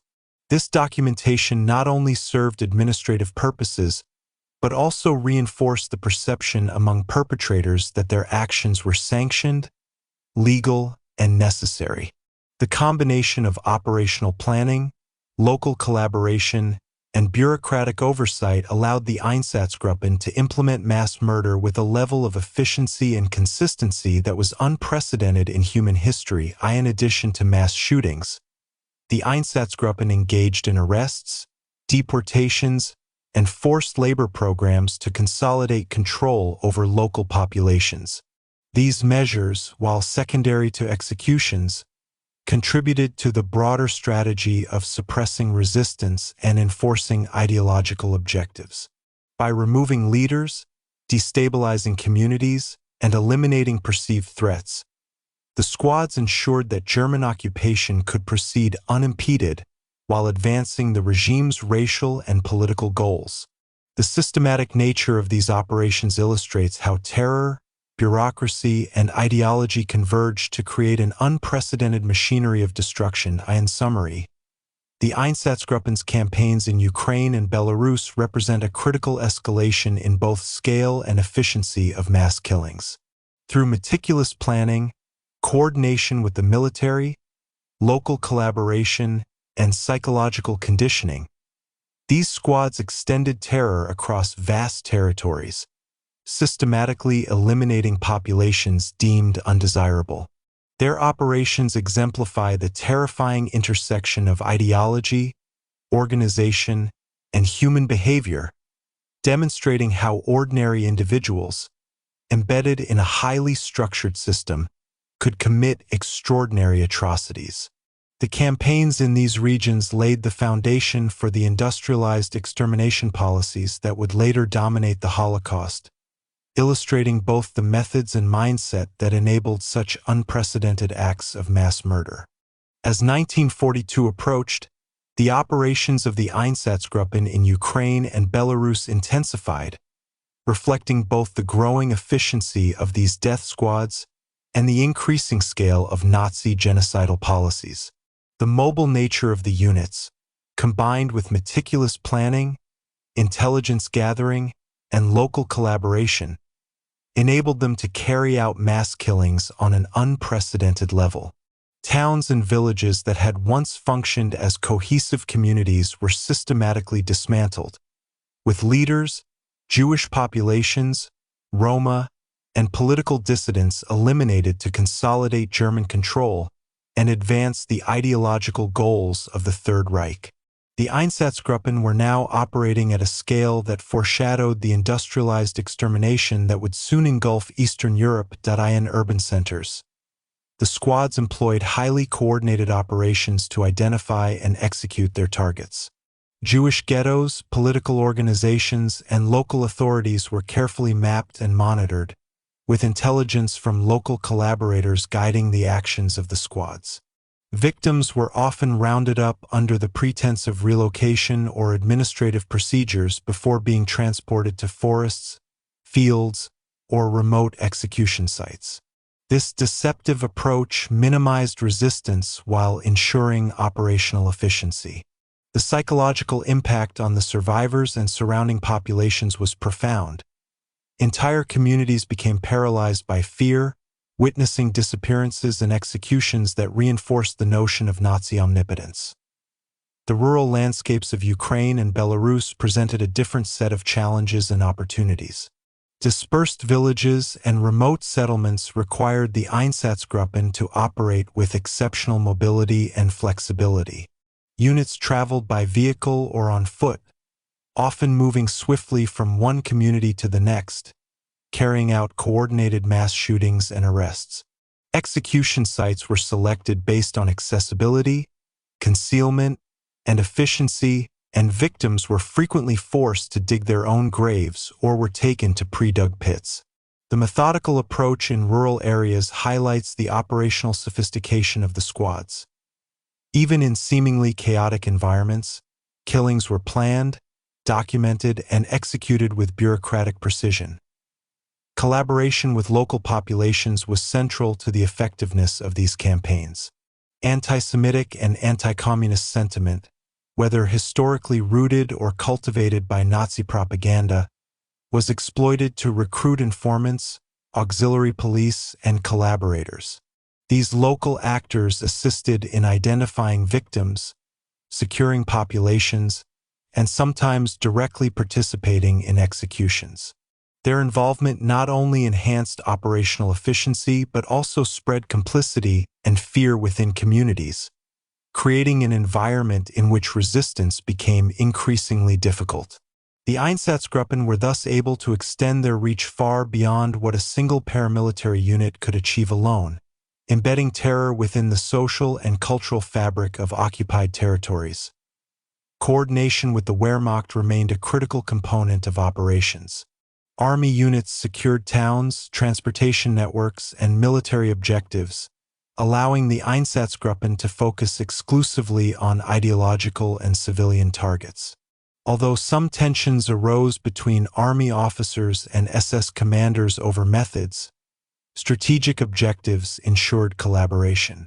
The integration of conventional military power with mobile death squads created a dual structure in which territory could be conquered, populations controlled, and genocidal policies implemented simultaneously.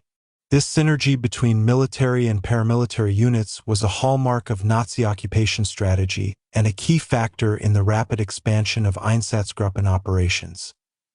The scale of killings in Ukraine and Belarus was staggering. By the end of 1941 and into 1942, tens of thousands of Jews, Roma, and political opponents had been murdered in coordinated operations. Reports submitted to the RSHA meticulously documented these killings, including numbers of victims, locations, and operational methods. This bureaucratic documentation was central to the Nazi approach, providing both oversight and a psychological reinforcement for perpetrators. By framing mass murder as a formal, ordered process, the Nazis normalized atrocities and ensured compliance among their personnel. The combination of bureaucracy, ideology, and operational discipline created an efficient system of genocide unprecedented in human history. The psychological conditioning of Einsatzgruppen members continued to play a crucial role. Exposure to propaganda, ideological indoctrination, hierarchical discipline, and peer pressure created a force capable of executing mass killings with minimal hesitation. The cumulative experience of previous campaigns in Poland, the Baltic states, and earlier operations in Ukraine and Belarus further desensitized personnel to violence, allowing them to participate in atrocities that would be unimaginable under ordinary circumstances. This conditioning illustrates how social, organizational, and psychological factors combine to enable mass participation in genocide. WWII 1942. The Einsatzgruppen had become a model for the industrialized killing operations that would follow in extermination camps. While mobile units still relied on shootings and local executions, patterns of efficiency, coordination, and psychological manipulation were being refined.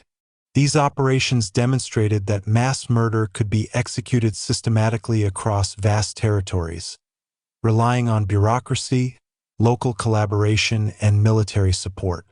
The lessons learned during campaigns in Ukraine and Belarus directly influenced later genocidal strategies, bridging the gap between mobile killing squads and the industrialized extermination machinery of the Holocaust. In summary, the Einsatzgruppen's campaigns in Ukraine and Belarus represent both a continuation and an escalation of Nazi mass murder. Through meticulous planning, operational mobility, intelligence gathering, local collaboration, and psychological conditioning, these units executed tens of thousands of killings with deadly efficiency.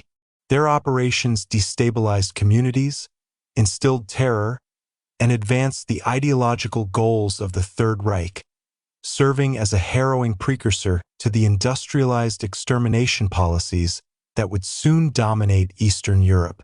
Understanding these campaigns is essential for comprehending both the scale and methodology of the Holocaust, as well as the horrifying mechanisms through which ordinary individuals were mobilized to commit extraordinary atrocities. Chapter 8: Einsatzgruppen and the Soviet Counteroffensive. Expanding killings under war conditions. By 1942, the Eastern Front had transformed into a brutal theater of war, where the Einsatzgruppen operated not only as instruments of ideological terror but also as enforcers of Nazi control amidst shifting military circumstances. The German advance into the Soviet Union, initially rapid and devastating, began to meet significant resistance as the Red Army regrouped and launched counteroffensives. For the Einsatzgruppen, this escalation presented new operational challenges. fluctuating front lines, displaced populations, and the need to maintain efficiency under increasingly hazardous conditions. Despite these obstacles, the squads continued to execute their genocidal mission, systematically eliminating Jews, Roma, political dissidents, and other groups deemed undesirable, often under the pressure of a volatile military environment. The intensification of military conflict required the Einsatzgruppen to refine their operational tactics. Units became more mobile, capable of rapid deployment to towns and villages that fell within shifting German control. They employed reconnaissance and intelligence networks to identify targets quickly, often relying on local collaborators to maintain situational awareness. The squads had to navigate logistical difficulties, including disrupted transportation routes, limited supplies, and the constant threat of partisan activity. Nevertheless, their organizational structure, comprising autonomous mobile units coordinated under Central SS and RSHA authority, enabled them to maintain a terrifying level of operational efficiency despite the challenges posed by active warfare. One of the most striking features of this period was the scale and methodical nature of the killings. Mass shootings remained the predominant tactic, but the Einsatzgruppen began to refine their processes to maximize efficiency and minimize resistance. Victims were gathered from towns and villages, often under the guise of relocation, and transported to remote execution sites. Pits were pre-dug or natural depressions were used, with victims forced to prepare their own graves in some cases. These practices not only facilitated the logistics of mass murder but also reinforced the psychological terror imposed on survivors. Public visibility of executions varied. While some were carried out openly to intimidate communities, others were deliberately concealed to maintain operational security and order.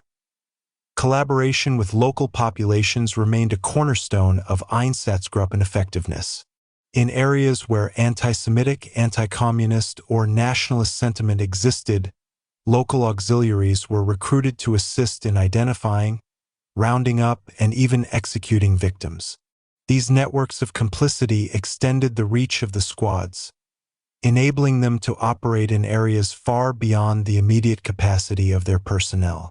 Local participation also created a chilling dynamic of communal fear and guilt, reinforcing the authority of the Einsatzgruppen and making resistance increasingly difficult.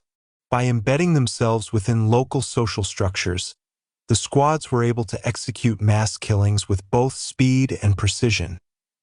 Coordination with the Wehrmacht continued to facilitate operations, particularly in regions experiencing active military engagement.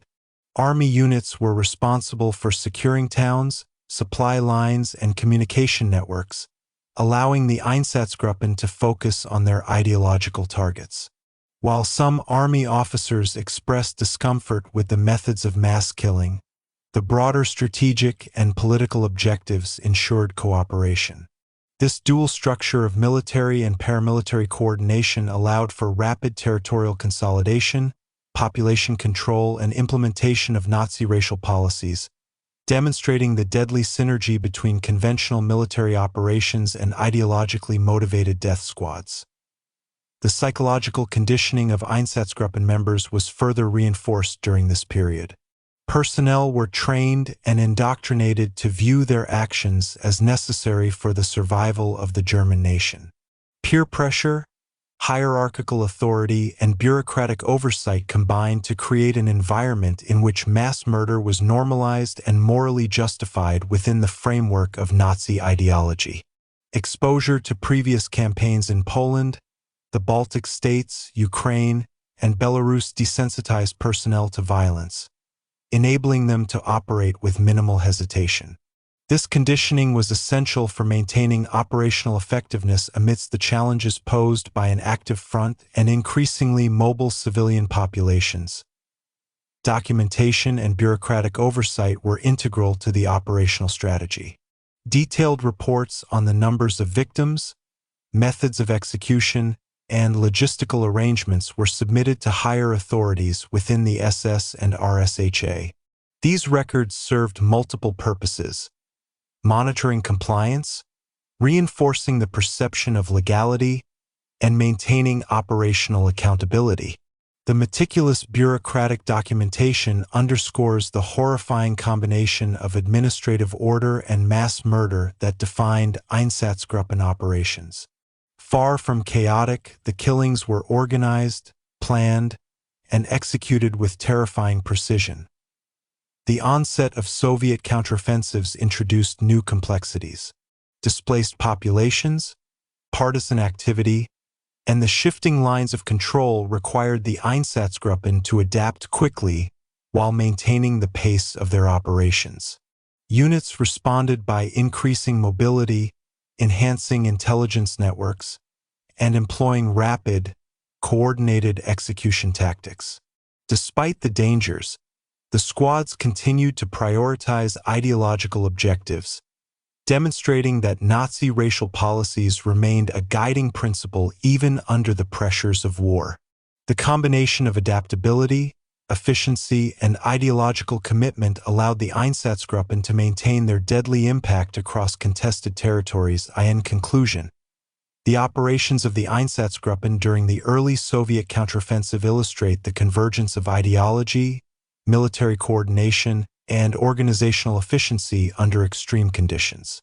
Through mobility, intelligence, local collaboration, and bureaucratic oversight, the squads continued to implement mass killings even amidst shifting front lines and active resistance.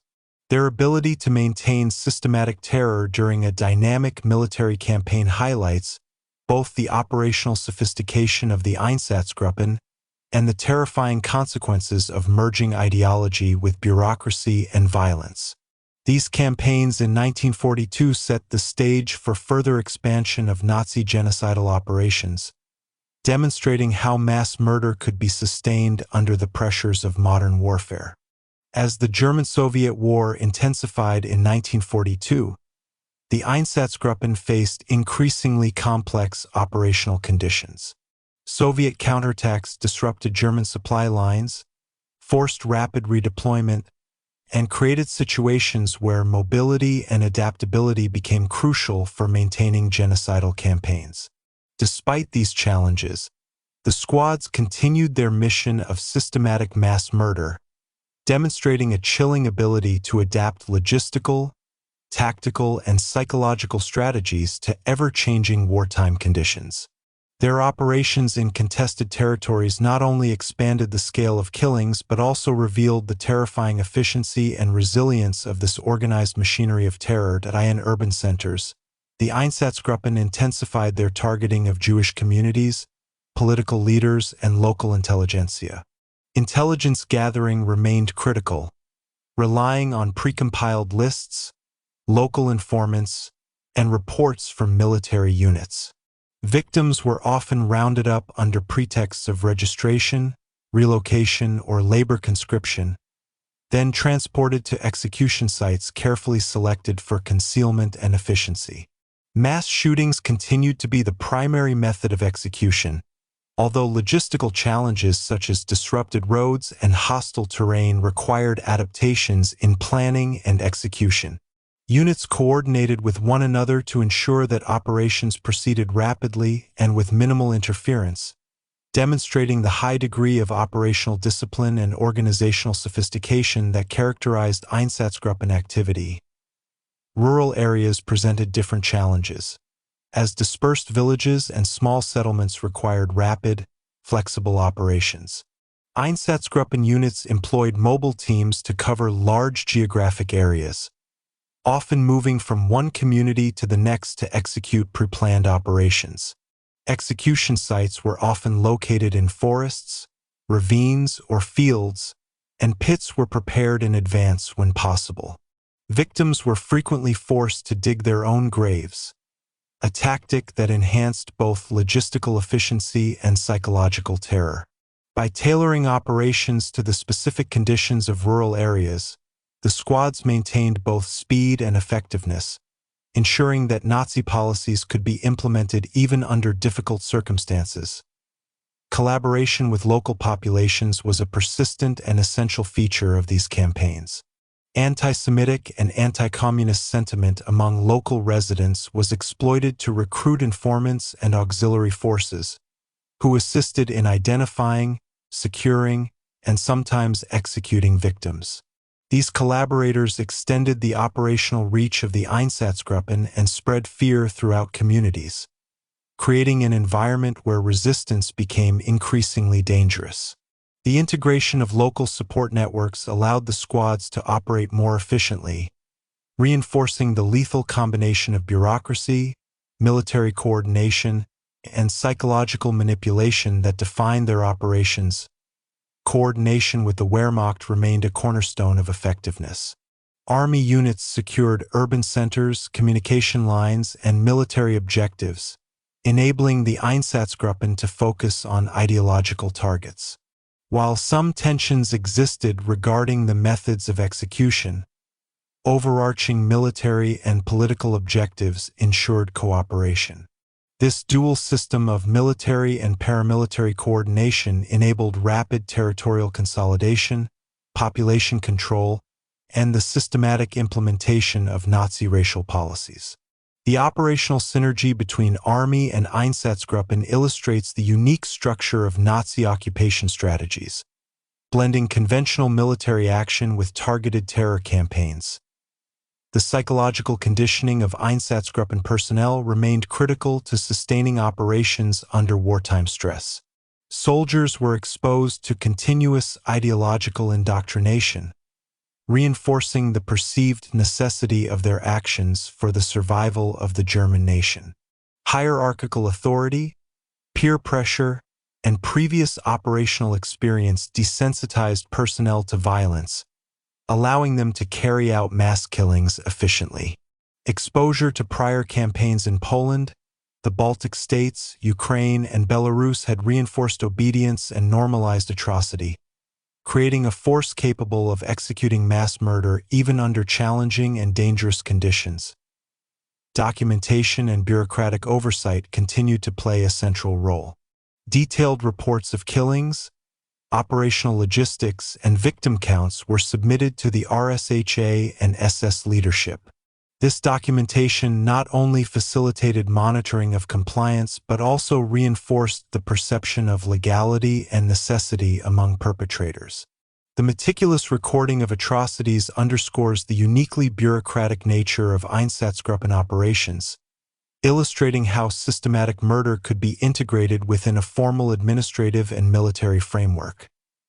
The dynamic nature of the front also forced the squads to innovate. Rapid redeployment, coordination of multiple units, and contingency planning became essential. Despite the chaos of military counterattacks and partisan activity, the Einsatzgruppen maintained a relentless focus on their ideological objectives. The combination of operational flexibility, organizational efficiency, and ideological commitment ensured that mass killings continued without interruption, demonstrating the horrifying resilience of the squad's operational model. The cumulative effect of these campaigns was devastating. Tens of thousands of Jews, Roma, and political opponents were murdered, communities were destabilized, and a culture of terror became deeply entrenched. The Einsatzgruppen demonstrated that mass murder could be executed systematically, efficiently, and even under the pressures of a dynamic and contested battlefield. These operations revealed the deadly potential of combining ideology, organization, and military coordination, and they provided critical lessons for the further industrialization of genocide that would follow in subsequent years. In summary, the Einsatzgruppen during the Soviet counteroffensive of 1942 exemplify the terrifying intersection of ideology, bureaucracy, and warfare. Through meticulous planning, operational adaptability, coordination with military forces, and local collaboration, these squads maintained systematic mass killings despite a volatile and dangerous environment. Their operations during this period not only expanded the scale of Nazi genocidal activity, but also highlighted the mechanisms by which ordinary individuals, embedded within hierarchical and organized structures, could commit extraordinary atrocities. These campaigns laid essential groundwork for the industrialized extermination strategies that would soon dominate the Holocaust, demonstrating both the methodology and psychological dynamics behind one of history's most horrific episodes. Chapter 9: Einsatzgruppen and the Final Solution. Toward industrialized genocide. By 1942, the Einsatzgruppen had transitioned from mobile killing units conducting mass shootings to integral components of the broader Nazi plan for the final solution. The massacres carried out across Eastern Europe, Poland, the Baltic states, Ukraine, and Belarus had demonstrated both the efficiency and the psychological mechanisms necessary to carry out systematic genocide. These operations now provided a blueprint for more industrialized methods of extermination. While the Einsatzgruppen remained responsible for mobile operations, the ideological, logistical, and operational lessons they had developed increasingly informed the planning and establishment of extermination camps, where genocide could be conducted on an unprecedented scale. The final solution, formalized at the Wannsee Conference in January 1942, marked a decisive shift in Nazi policy. Adolf Eichmann, Reinhard Heydrich, and other high-ranking officials coordinated the systematic deportation and extermination of Europe's Jewish population. The Einsatzgruppen were pivotal in demonstrating the feasibility of mass killings and in providing practical knowledge of methods, logistics, and psychological conditioning that could be scaled up in stationary facilities. The mass shootings carried out by these squads had not only eliminated hundreds of thousands of individuals but also trained personnel, developed operational procedures, and provided bureaucratic documentation that informed the broader genocide. Operationally, the Einsatzgruppen had perfected the coordination of multiple elements: intelligence gathering, local collaboration, military support, and logistical planning. Intelligence identified both individuals and entire communities for elimination, often relying on precompiled lists, local informants, and prior documentation of political affiliations or ethnicity. Local collaborators, anti-Semitic civilians, auxiliary police, and nationalist factions extended the reach of the squads, facilitating the rounding up, transportation, and execution of victims. Coordination with the Wehrmacht ensured security, mobility, and suppression of resistance. This complex interplay of factors illustrated the potential for scaling genocide beyond the mobile operations of the Einsatzgruppen. The psychological dimension of their operations was equally critical. Members of the Einsatzgruppen were rigorously indoctrinated, socialized to view their actions as necessary for the survival of the German nation. Obedience to hierarchical authority, peer reinforcement, and the normalization of mass murder through repeated experience enabled individuals to commit atrocities with minimal hesitation. The effectiveness of these strategies provided the Nazis with a psychological model for the industrialized killing centers, where large numbers of victims could be exterminated with minimal moral resistance from personnel. The cumulative effect of operational experience and psychological conditioning ensured that methods honed in the field could be translated into large-scale, bureaucratically managed extermination. The methods used by the Einsatzgruppen evolved over time to increase efficiency. Mass shootings became more organized and systematic, with pre-dug pits or natural ravines used for rapid execution. Victims were often deceived into compliance, forced to remove clothing or valuables, and transported in groups to reduce logistical complexity. Documentation was meticulously maintained, including numbers of victims, locations, and operational details. This bureaucratic rigor not only enabled oversight and evaluation but also reinforced the perception that mass murder was an administratively sanctioned task. These procedures directly influenced the operational design of extermination camps, which sought to maximize the scale and efficiency of genocide while minimizing psychological strain on perpetrators. The transition toward industrialized extermination did not eliminate the Einsatzgruppen but rather incorporated them into a larger, coordinated system. They continued mobile operations in newly occupied areas, particularly in parts of the Soviet Union that were beyond immediate German administrative control. These operations served dual purposes: eliminating perceived threats in real time and gathering data to inform the planning and operation of extermination facilities. In essence, the Einsatzgruppen acted as both executioners and operational laboratories, refining techniques that would later underpin stationary killing programs. The role of local collaborators expanded in this period, reflecting the increasing scope of genocide. Anti-Semitic militias, auxiliary police units, and local informants assisted in identifying targets, organizing populations, and executing operations. Collaboration not only extended the operational reach of the squads but also normalized complicity within occupied communities, embedding the machinery of terror within social structures. This social dimension, where terror, coercion, and voluntary participation intersected, was a critical factor in both the scale and sustainability of genocide. Coordination with other Nazi institutions further enhanced the Einsatzgruppen's effectiveness. The RSHA, Gestapo, and civil authorities provided oversight, intelligence, and logistical support. Military units secured territories and transportation routes. Extermination camps were designed to integrate the lessons learned from mobile killings: efficient processing of victims, rapid execution, and bureaucratic accountability. By combining mobile units with stationary killing centers, the Nazi regime created a comprehensive genocidal system capable of targeting millions across multiple territories. The cumulative effect of Einsatzgruppen operations on the development of the final solution cannot be overstated.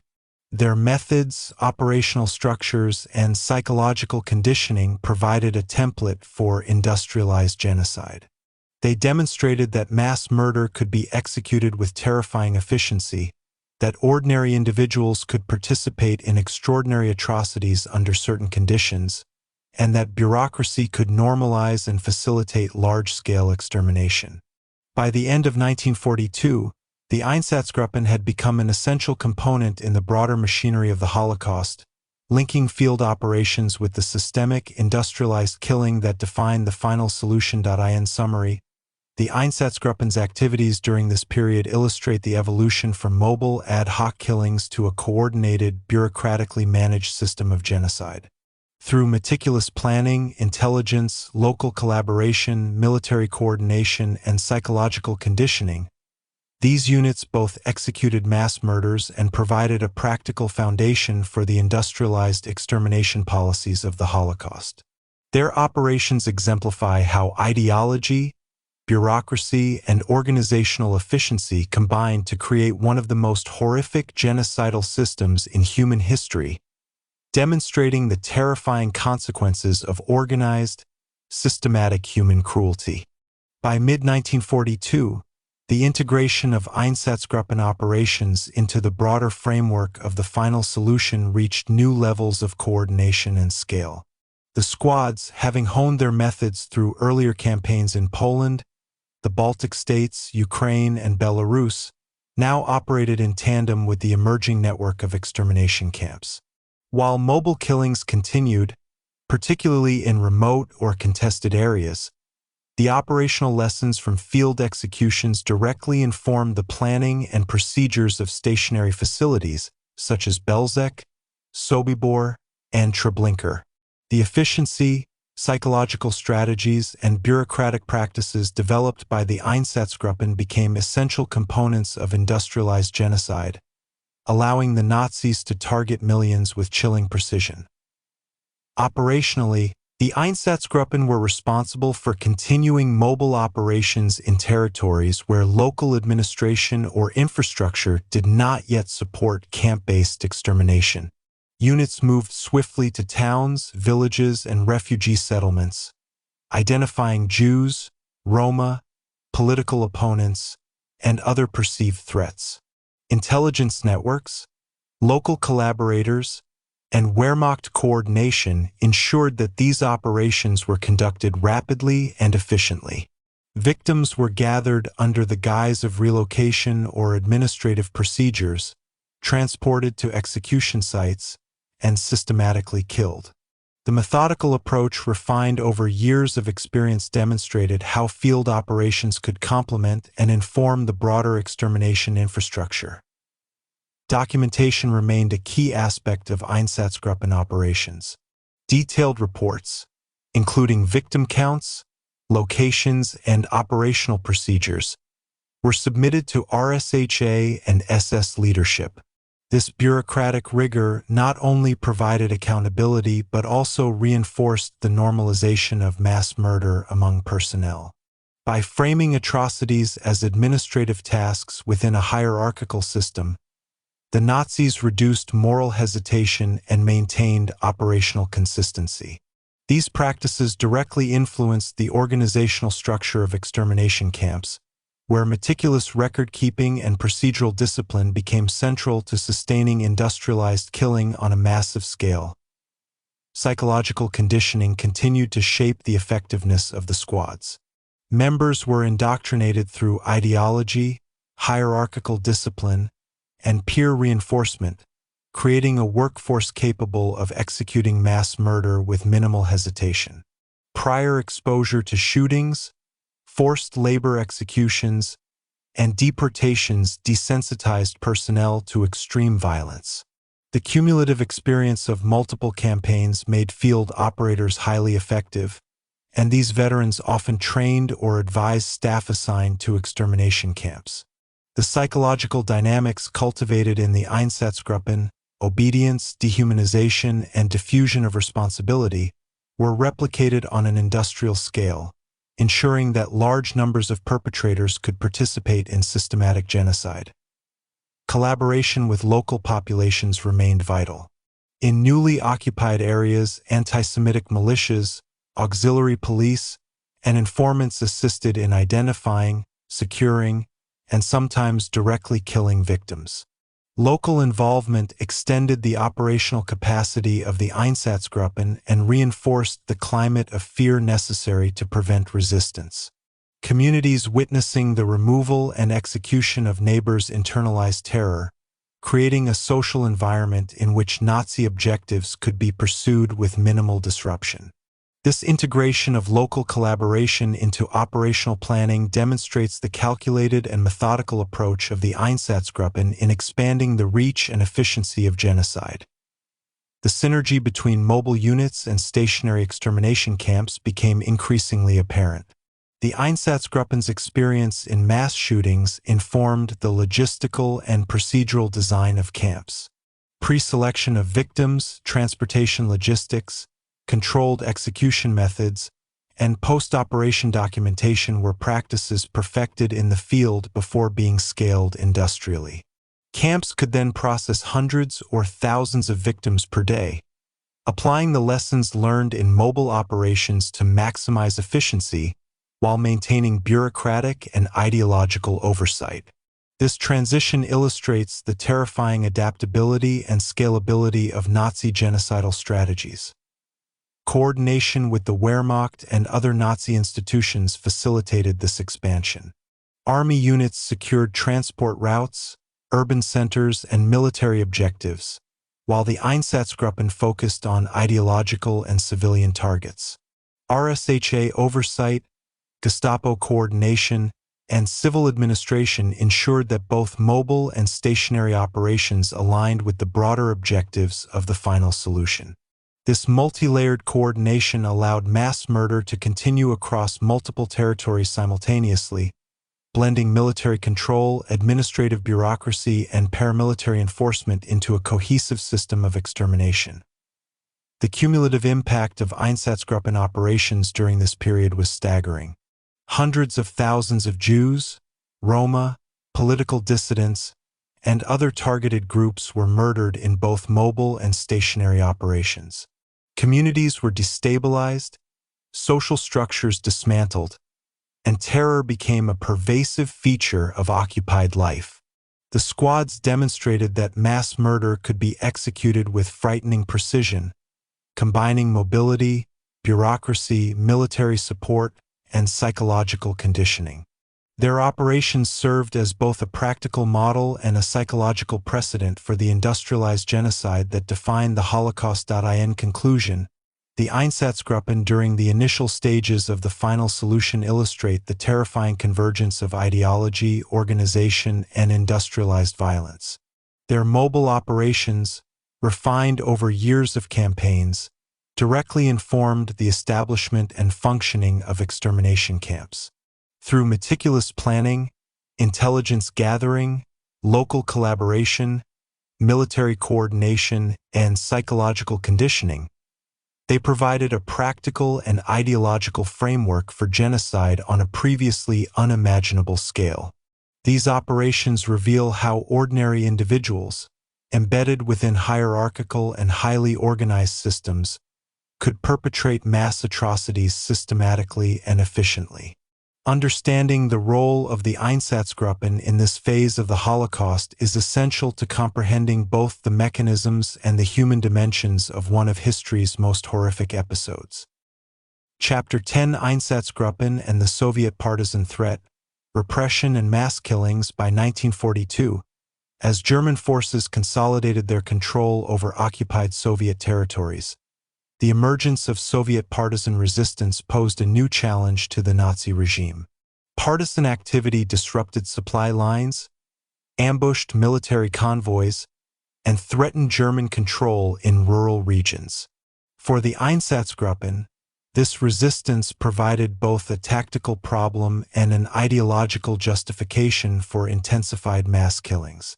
Operating as enforcers of both racial policy and military security, the squads expanded their scope to include not only Jews, Roma, and political opponents, but also suspected collaborators, alleged partisan sympathizers, and entire villages accused of harboring resistance fighters.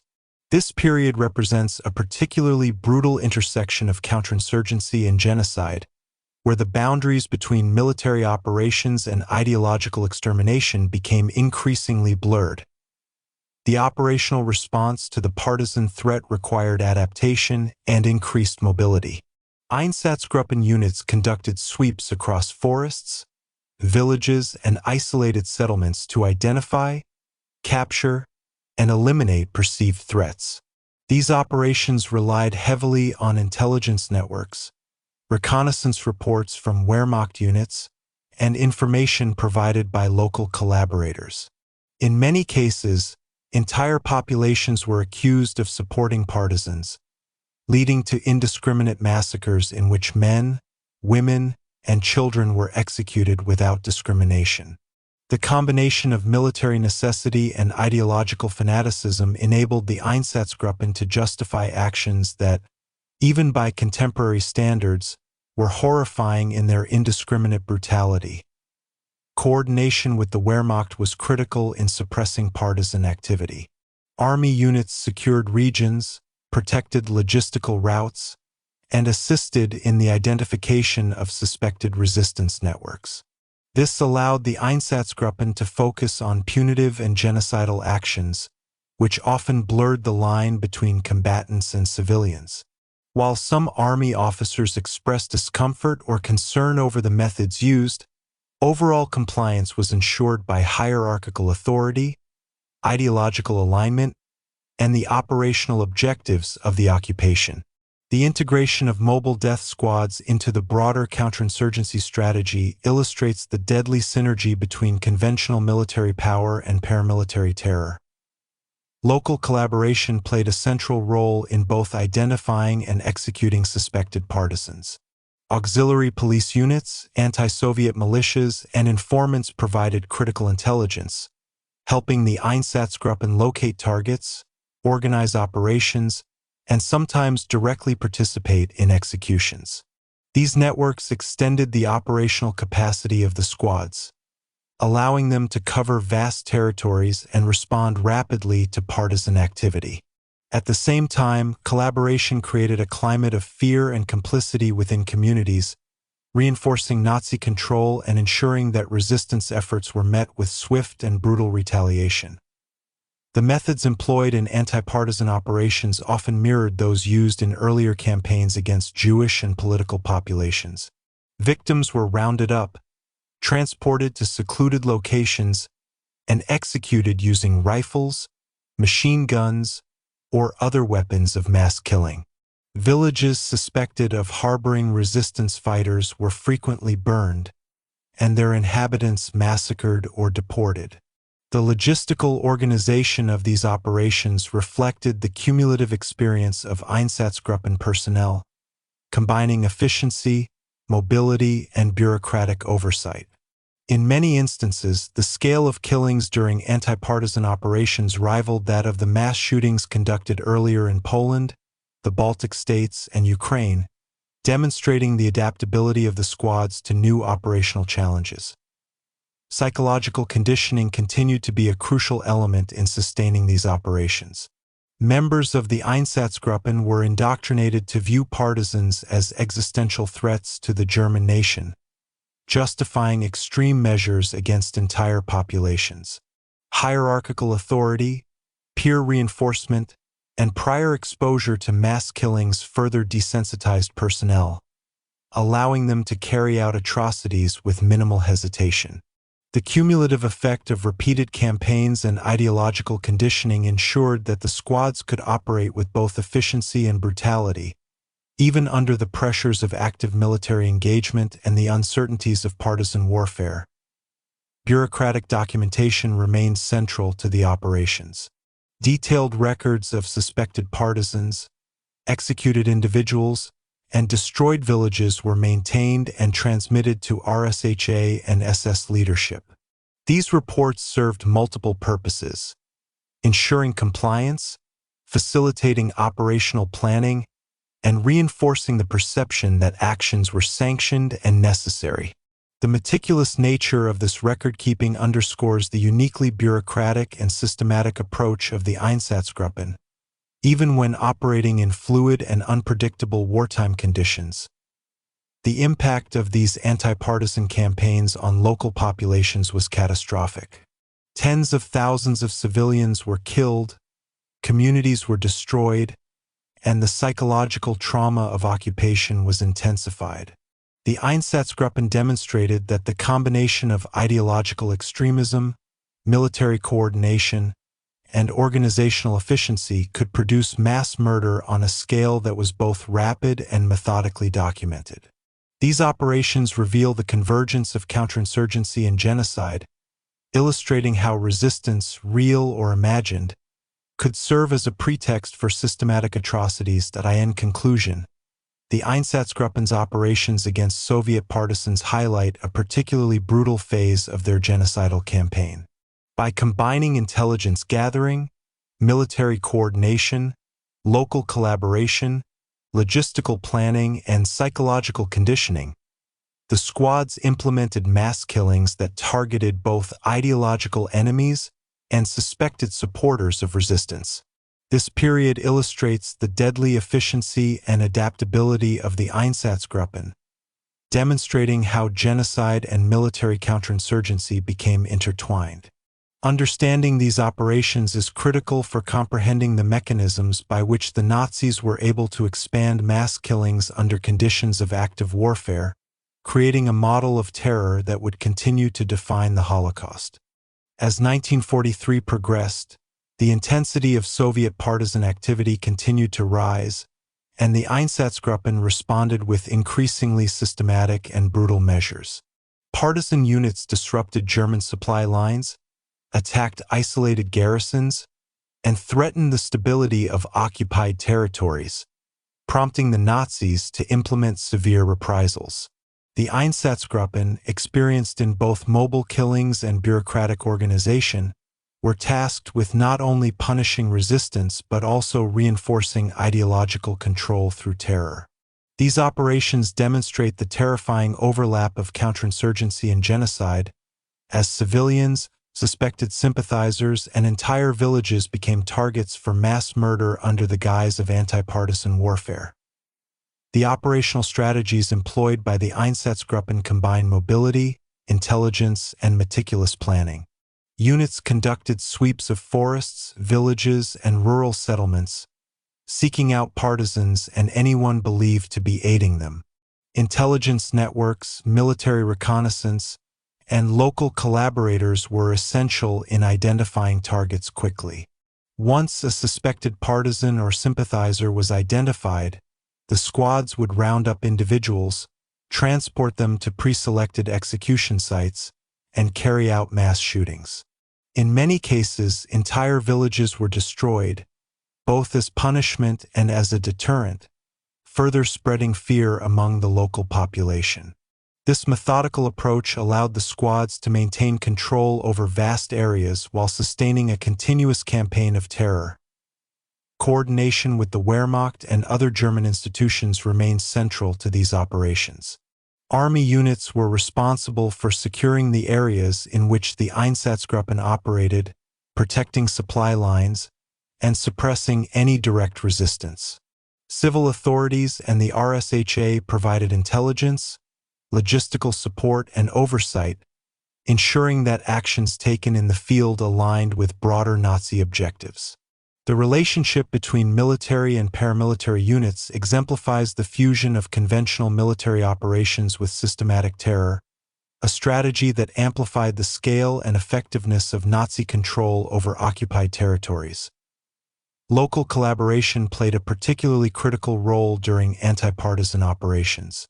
Auxiliary police, nationalist militias, and informants provided intelligence, assisted in rounding up suspects, and sometimes participated directly in killings. By incorporating local networks into their operations, the Einsatzgruppen extended their reach and ensured that communities internalized the consequences of resistance. Fear, intimidation, and participation created a complex social dynamic in which compliance and complicity were reinforced simultaneously. These networks allowed the Einsatzgruppen to maintain operational efficiency across large areas, even under the pressure of active military engagement. The methods used in these campaigns reflected the operational experience gained in earlier genocidal actions. Execution sites were chosen for concealment and accessibility, victims were gathered in groups, and mass shootings were conducted with a focus on speed and efficiency. Villages were burned, property destroyed, and survivors terrorized to prevent future resistance.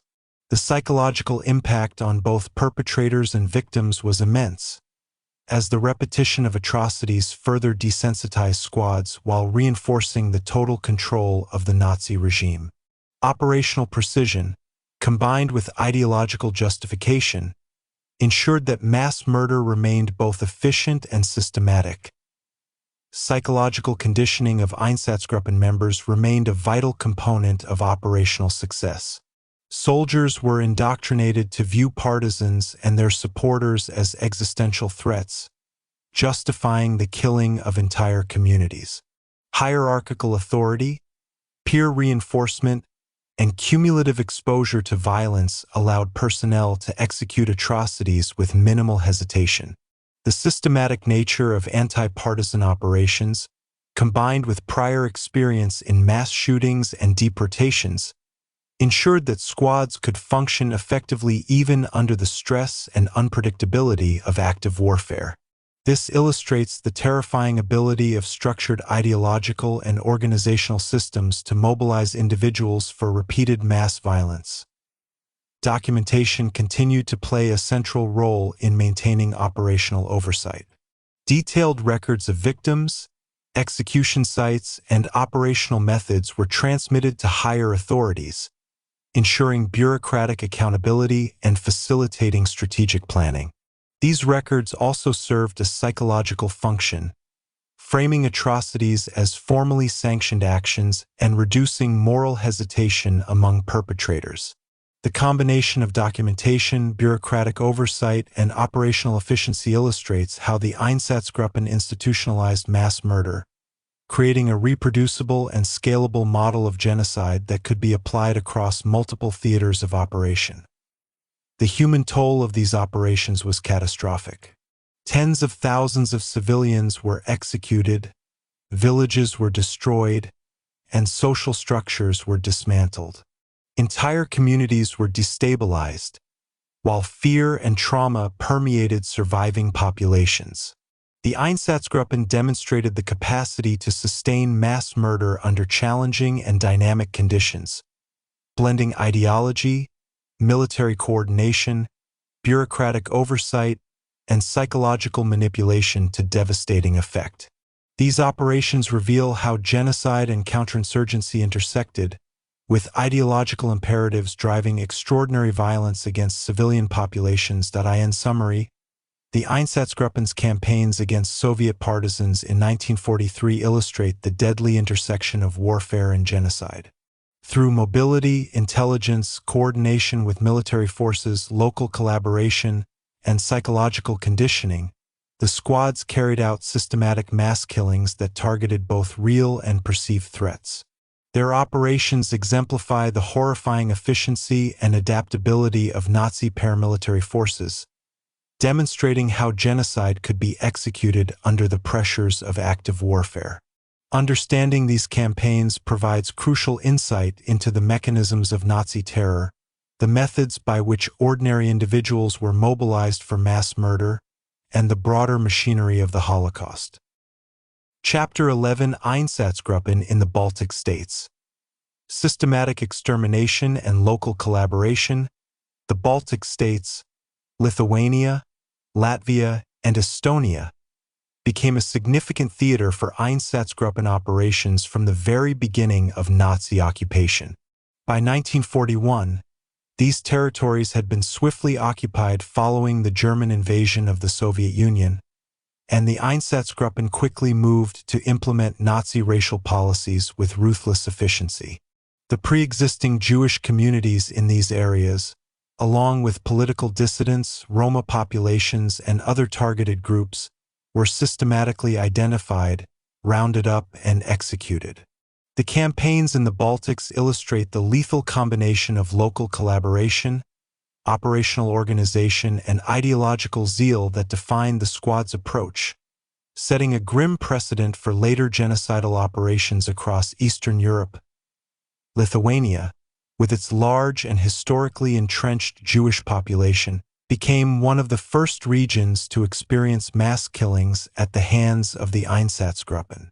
Utilizing pre-war intelligence, local informants, and lists of political opponents and Jewish residents, the squads carried out operations with meticulous planning. Mass shootings were the primary method of execution, often taking place in forests, ravines, or remote fields outside urban centers. Victims were gathered under the guise of registration or relocation, a deceptive tactic that minimized resistance and maintained operational efficiency. Entire communities were annihilated, leaving a lasting scar on the demographic and social landscape of the region.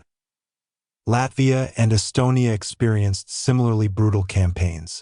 The Einsatzgruppen, supported by Wehrmacht units and local collaborators, targeted Jews, Roma, and political opponents with the same systematic efficiency applied elsewhere in occupied territories. Execution sites were carefully selected for concealment and accessibility, and operations were meticulously documented for reporting to RSHA and SS leadership. This documentation reinforced the perception among perpetrators that their actions were lawful and sanctioned, a psychological mechanism critical to sustaining mass participation in atrocities. The precision and organization of these operations underscore the deadly synergy of bureaucracy, ideology, and operational expertise that characterized the Einsatzgruppen. Local collaboration played a central role in the Baltic campaigns. In many areas, anti-Semitic militias, nationalist organizations, and auxiliary police units assisted in identifying targets, rounding up victims, and even participating directly in executions. The Einsatzgruppen leveraged pre-existing social, ethnic, and political tensions to recruit support, creating a network of complicity that extended their operational capacity and amplified fear among local populations. Communities witnessing the elimination of neighbors and local leaders internalized terror, ensuring compliance and further facilitating the squad's objectives.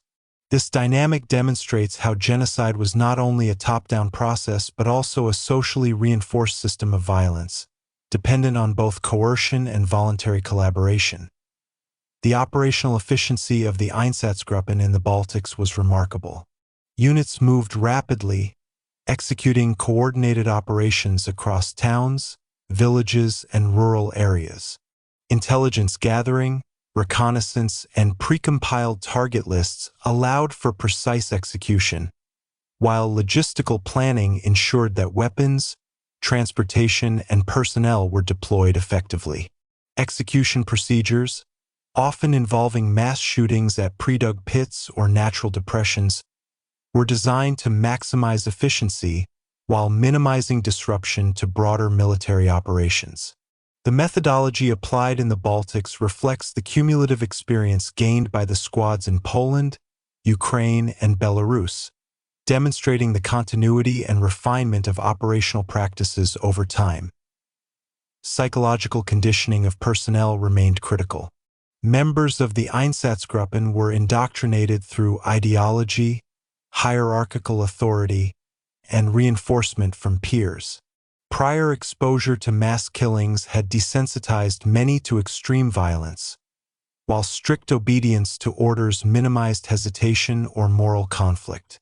In the Baltic context, where small communities made atrocities highly visible, this conditioning ensured that personnel could carry out mass executions efficiently, maintaining both operational effectiveness and the perception of ideological necessity. The combination of training, experience, and indoctrination created a force capable of sustained, systematic genocide. Documentation and reporting were integral to operations. Detailed records of executed populations, methods employed, and locations were submitted to higher SS authorities, providing both accountability and reinforcement of bureaucratic control. This meticulous record-keeping exemplifies the uniquely administrative nature of Einsatzgruppen killings, highlighting how mass murder was not only executed but also normalized within the structures of Nazi bureaucracy. The reports also served as operational intelligence, allowing commanders to refine methods and coordinate further campaigns, demonstrating the adaptability and planning sophistication of the squads. The scale of the massacres in the Baltic states was staggering. Tens of thousands of Jews, Roma, and political opponents were systematically eliminated within months of occupation. Urban centers were cleared of Jewish populations, and rural communities were devastated, leaving few survivors. The Einsatzgruppen's methods in these regions demonstrated both operational efficiency and the terrifying psychological impact of systematic terror. The combination of planning, local collaboration, and bureaucratic oversight ensured that genocide could be executed swiftly, consistently, and with a level of precision that would later inform industrialized killing operations across Europe. In conclusion, the Einsatzgruppen's campaigns in the Baltic states illustrate the deadly intersection of ideology, organization, and local complicity. Through meticulous planning, intelligence gathering, collaboration with locals, military coordination, psychological conditioning, and bureaucratic oversight, these squads implemented mass killings with extraordinary efficiency. The experience gained in the Baltics reinforced operational methods, refined psychological conditioning, and strengthened bureaucratic procedures, creating a template for future operations in Eastern Europe. Understanding these campaigns is essential to comprehending both the mechanisms of Einsatzgruppen operations and the broader machinery of the Holocaust. By late 1942 and into 1943, The Einsatzgruppen's operations in the Baltic states evolved into a comprehensive system of terror and extermination. While initial campaigns focused on immediate mass shootings of Jewish and Roma populations, subsequent operations expanded to target political opponents, suspected communists, and anyone perceived as a threat to Nazi control. The squads demonstrated remarkable operational efficiency, adapting their methods to both urban and rural contexts, while maintaining meticulous documentation and coordination with military and civil authorities. The Baltic campaigns exemplify the intersection of ideology, organizational skill, and local collaboration, producing both immediate devastation and long-term social trauma. Urban centers, including Riga, Kaunas, and Tallinn, were primary targets for systematic killings. Intelligence, both pre-war and newly gathered, guided the identification of Jewish populations, political figures, and perceived enemies of the regime. Victims were often deceived with promises of relocation, registration, or labor, then transported to remote execution sites outside the city.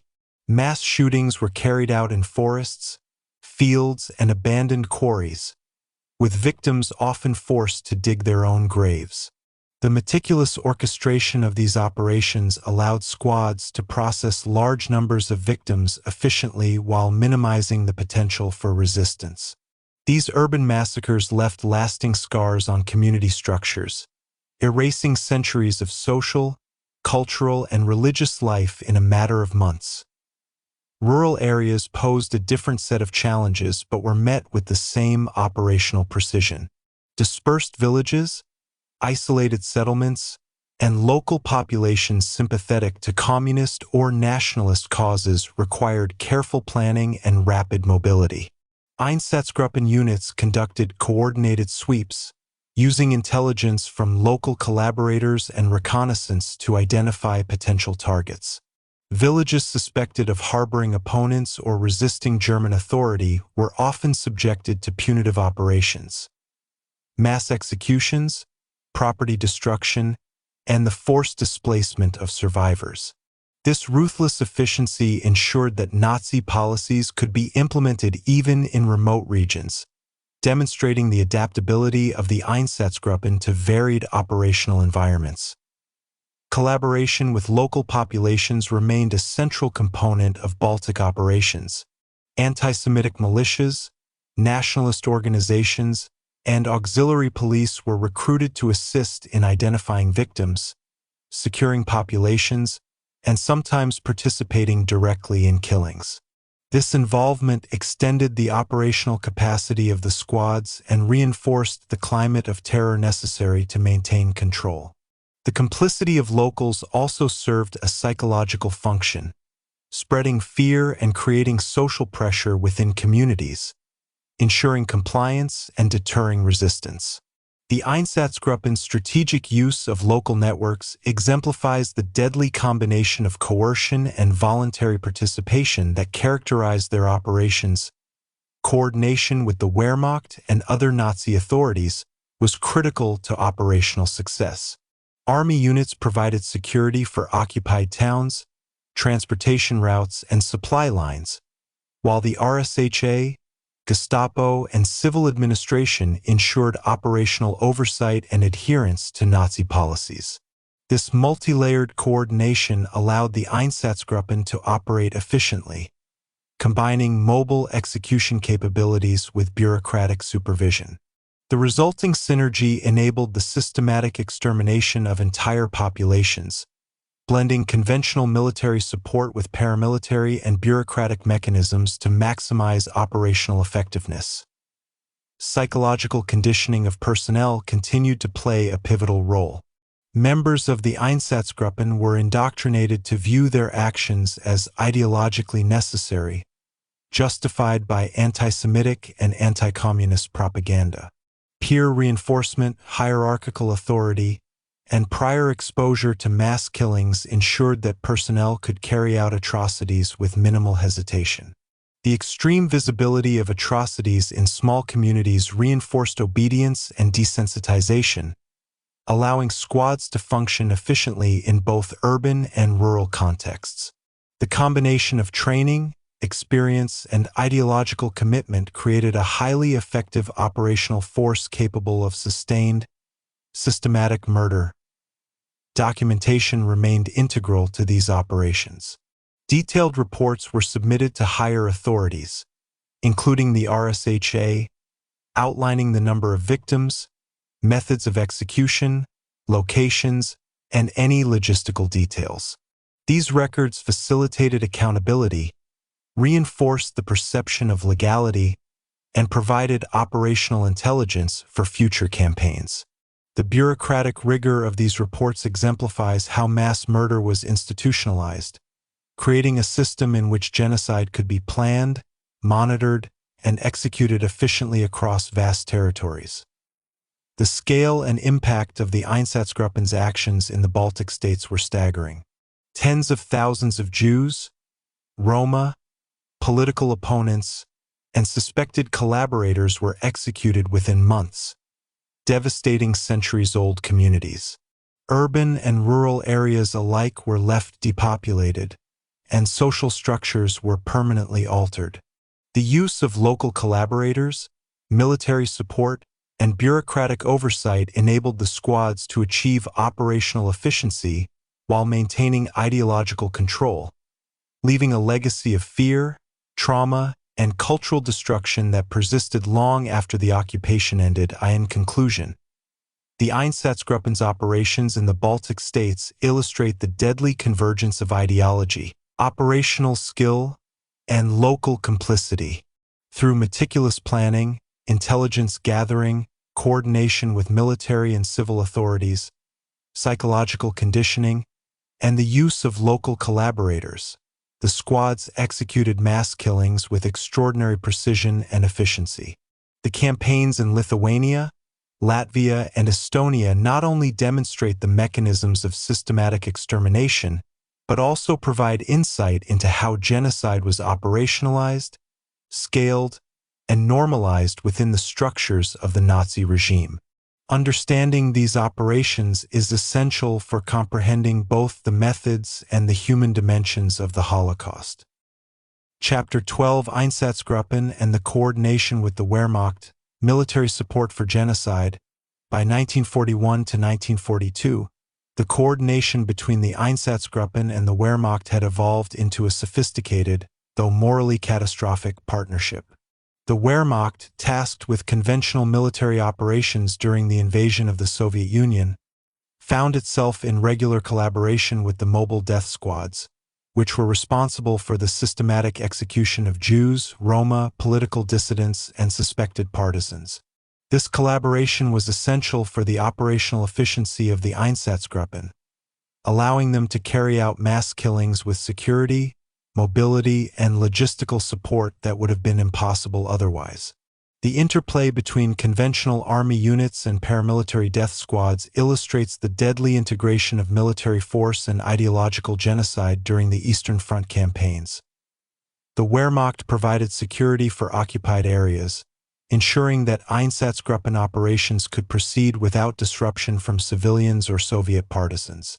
Army units were responsible for controlling towns, maintaining supply lines, and managing transportation infrastructure, all of which allowed the death squads to focus exclusively on identifying, rounding up, and executing targeted populations.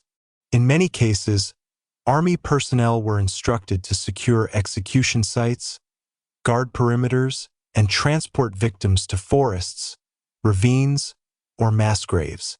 Although some Wehrmacht officers expressed discomfort with the killings, the overarching military and political objectives, suppression of resistance and implementation of Nazi racial policy, ensured widespread compliance.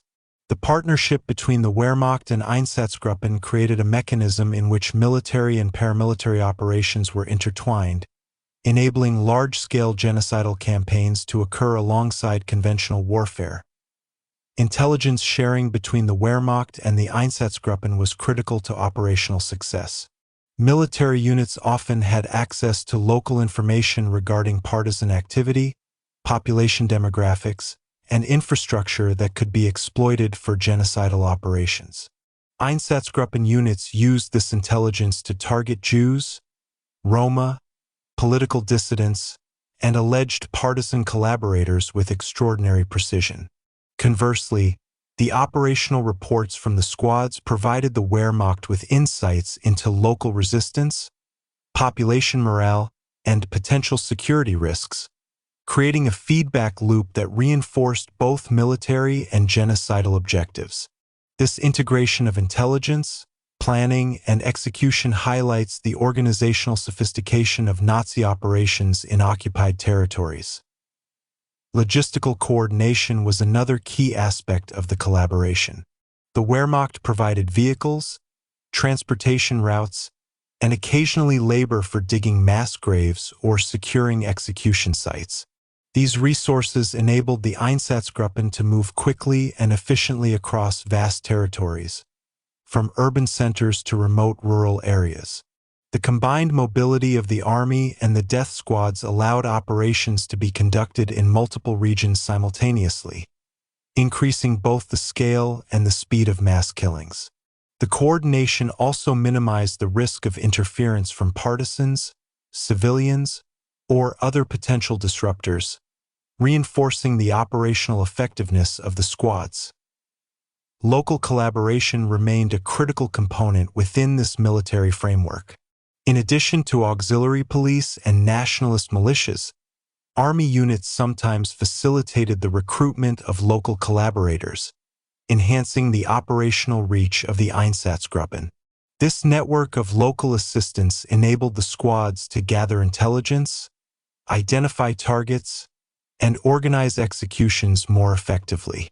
Local participants were often motivated by ideological alignment, anti-Semitic sentiment, or coercion, and their involvement reinforced both the fear and compliance of civilian populations. By integrating Wehrmacht support with local collaboration, the Einsatzgruppen were able to maximize operational efficiency and maintain control over occupied territories. The psychological conditioning of Einsatzgruppen personnel was enhanced by their collaboration with the Wehrmacht. The presence of conventional military forces provided both authority and legitimacy, reinforcing the ideological framing of operations as necessary for the survival of the German state. Soldiers were indoctrinated to view their actions as sanctioned by both SS leadership and military command, reducing moral hesitation and normalizing mass murder within hierarchical structures. The operational environment, combining military presence, bureaucratic oversight, and local collaboration, created conditions in which extreme violence became routine and systematic, allowing ordinary individuals to participate in extraordinary atrocities. Documentation and bureaucratic oversight continued to play a central role in these coordinated operations. Einsatzgruppen units submitted detailed reports on executed populations, logistical arrangements, and operational outcomes to the RSHA, while the Wehrmacht provided verification and additional intelligence. These reports served multiple purposes: ensuring accountability, monitoring compliance, and refining operational methods. The meticulous nature of record-keeping demonstrates how genocide was both ideologically driven and methodically administered, reflecting the bureaucratic efficiency that allowed large-scale extermination to be executed alongside conventional military campaigns. The cumulative impact of this cooperation between the Einsatzgruppen and the Wehrmacht was profound. Tens of thousands of individuals were murdered in areas under joint operational control, while communities were destabilized and terrorized. The integration of military support, paramilitary execution, and local collaboration created a mechanism of genocide that was both efficient and resilient, capable of sustaining large-scale operations even in volatile and contested environments. The operational model established through this coordination provided the blueprint for further expansion of genocidal activity across the Eastern Front and beyond. In conclusion, the collaboration between the Einsatzgruppen and the Wehrmacht exemplifies the deadly fusion of conventional military operations and ideological genocide. Through intelligence sharing, logistical coordination, operational support, local collaboration, psychological conditioning, and bureaucratic oversight, the squads were able to execute mass killings with extraordinary efficiency and precision. This integration of military and paramilitary resources demonstrates how ordinary institutions and personnel became complicit in the machinery of the Holocaust, providing critical insight into both the operational and human dimensions of Nazi genocidal campaigns. As 1943 progressed, the collaboration between the Einsatzgruppen and the Wehrmacht became increasingly institutionalized, reflecting both the operational efficiency and the bureaucratic sophistication of Nazi genocidal campaigns. The Wehrmacht, responsible for conventional military objectives, provided the logistical backbone, territorial security, and intelligence networks that allowed the Einsatzgruppen to execute mass killings with remarkable precision. This cooperation illustrates the deadly convergence of ideology, organization, and military power, demonstrating how genocide could be systematized across vast occupied territories while simultaneously maintaining the appearance of conventional military operations. The operational efficiency of these joint campaigns relied heavily on careful planning and coordination. Wehrmacht units secured towns, rural settlements, and transportation routes, ensuring that Einsatzgruppen operations could proceed without disruption from partisans or civilian resistance. The army also provided access to critical infrastructure, including roads, railways, and communication lines, facilitating rapid deployment of mobile killing squads. By synchronizing movements and sharing logistical resources, the Einsatzgruppen and Wehrmacht were able to cover extensive territories efficiently, conducting simultaneous operations that expanded the scale of mass killings while minimizing operational delays. Intelligence sharing remained a key aspect of this collaboration. The Wehrmacht gathered information on local populations, partisan activity, and political affiliations, which was then communicated to the Einsatzgruppen. This intelligence allowed the squads to identify specific targets, anticipate resistance, and plan operations with greater precision. Conversely, operational reports from the Einsatzgruppen provided the army with insights into local compliance, population morale, and potential threats, creating a mutually reinforcing feedback loop. This integration of military and paramilitary intelligence enhanced operational effectiveness and allowed both institutions to fulfill their objectives with greater efficiency. Local collaboration was further facilitated by the presence of Wehrmacht forces. Auxiliary police, nationalist militias, and civilian informants were recruited to assist in rounding up victims, securing execution sites, and sometimes participating directly in killings. Army oversight and authority legitimized these collaborations, ensuring that local actors complied with Nazi objectives. This network of collaboration extended the operational reach of the Einsatzgruppen and created a social environment in which terror, coercion, and participation reinforced one another. Civilians internalized fear, understanding that resistance or non-compliance could result in immediate and lethal consequences, further amplifying the squad's effectiveness. The psychological conditioning of Einsatzgruppen personnel was reinforced through their integration with the Wehrmacht. The presence of conventional military units provided both authority and justification, framing mass killings as necessary for both ideological and strategic military objectives. Soldiers internalized a sense of duty and legitimacy, reducing moral hesitation and normalizing extreme violence within the operational hierarchy. Peer reinforcement, hierarchical authority, and previous exposure to atrocities ensured that personnel remained committed to the mission, even under the stress of active military engagement. This combination of training, experience, and ideological indoctrination allowed the squads to function with terrifying efficiency in diverse operational contexts. Operational methods continued to evolve in response to logistical and tactical challenges. Execution sites were selected for concealment, accessibility, and operational security, while mass shootings were conducted with precision to maximize efficiency and minimize disruption. Villages suspected of harboring partisans or opposing the occupation were often subjected to punitive actions, including mass executions, property destruction, and forced displacement. These practices, informed by prior campaigns and coordinated with military support, ensured that operations could be sustained across multiple regions simultaneously, demonstrating the scalability and adaptability of the Einsatzgruppen model. Bureaucratic documentation and oversight remained central to the process. Detailed reports of executed populations, logistical arrangements, and operational outcomes were submitted to RSHA and SS leadership, with Wehrmacht input as necessary. These records ensured accountability, facilitated operational planning, and reinforced the perception of legality among perpetrators. The combination of bureaucracy, military coordination, and local collaboration created a system in which genocide could be managed methodically, with each element reinforcing the other to sustain mass killings on an unprecedented scale. The human cost of these coordinated operations was immense. Tens of thousands of individuals were murdered across occupied territories, including Jews, Roma, political opponents, and suspected partisan collaborators. Entire communities were destabilized or destroyed, leaving survivors traumatized and populations fractured.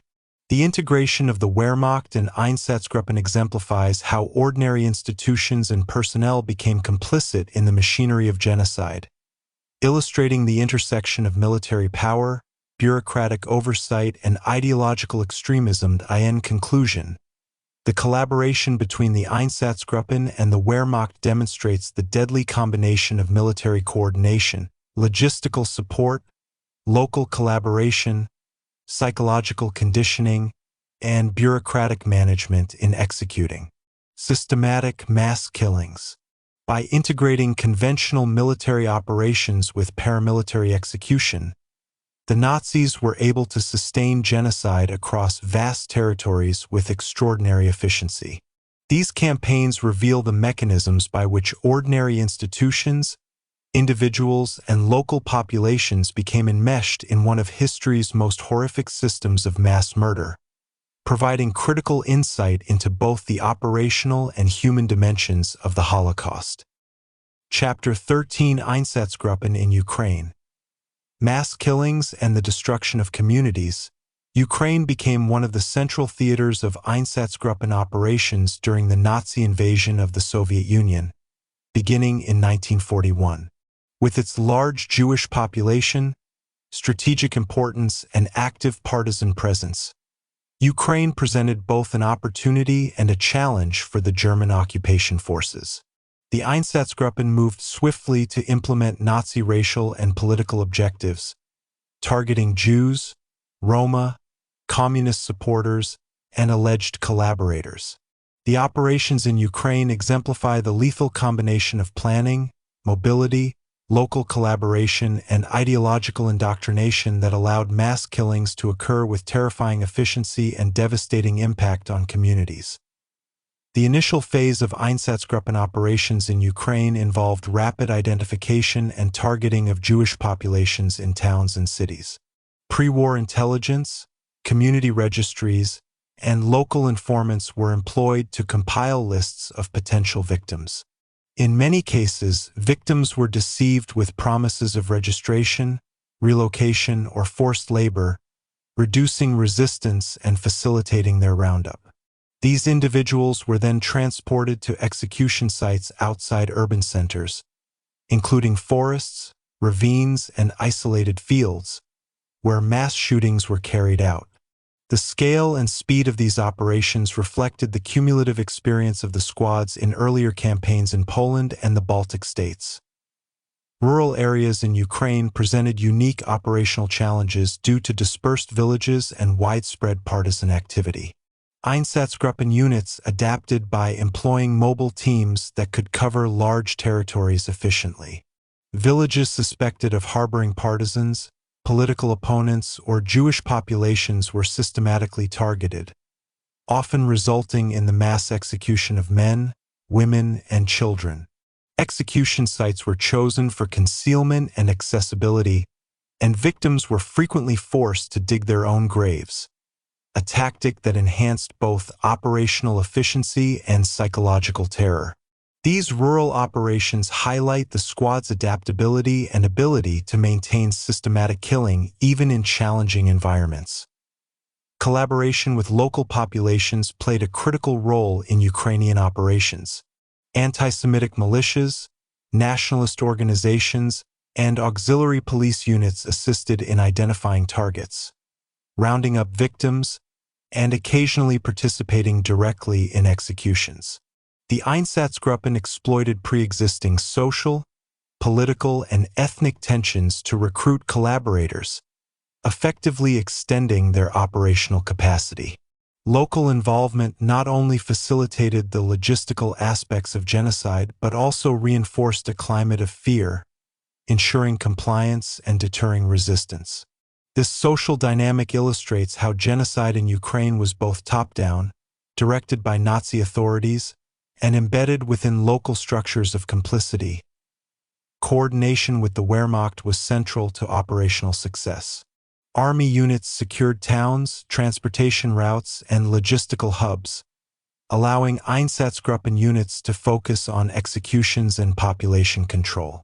This coordination also facilitated intelligence gathering and rapid response to partisan activity, creating a deadly synergy between military and paramilitary forces.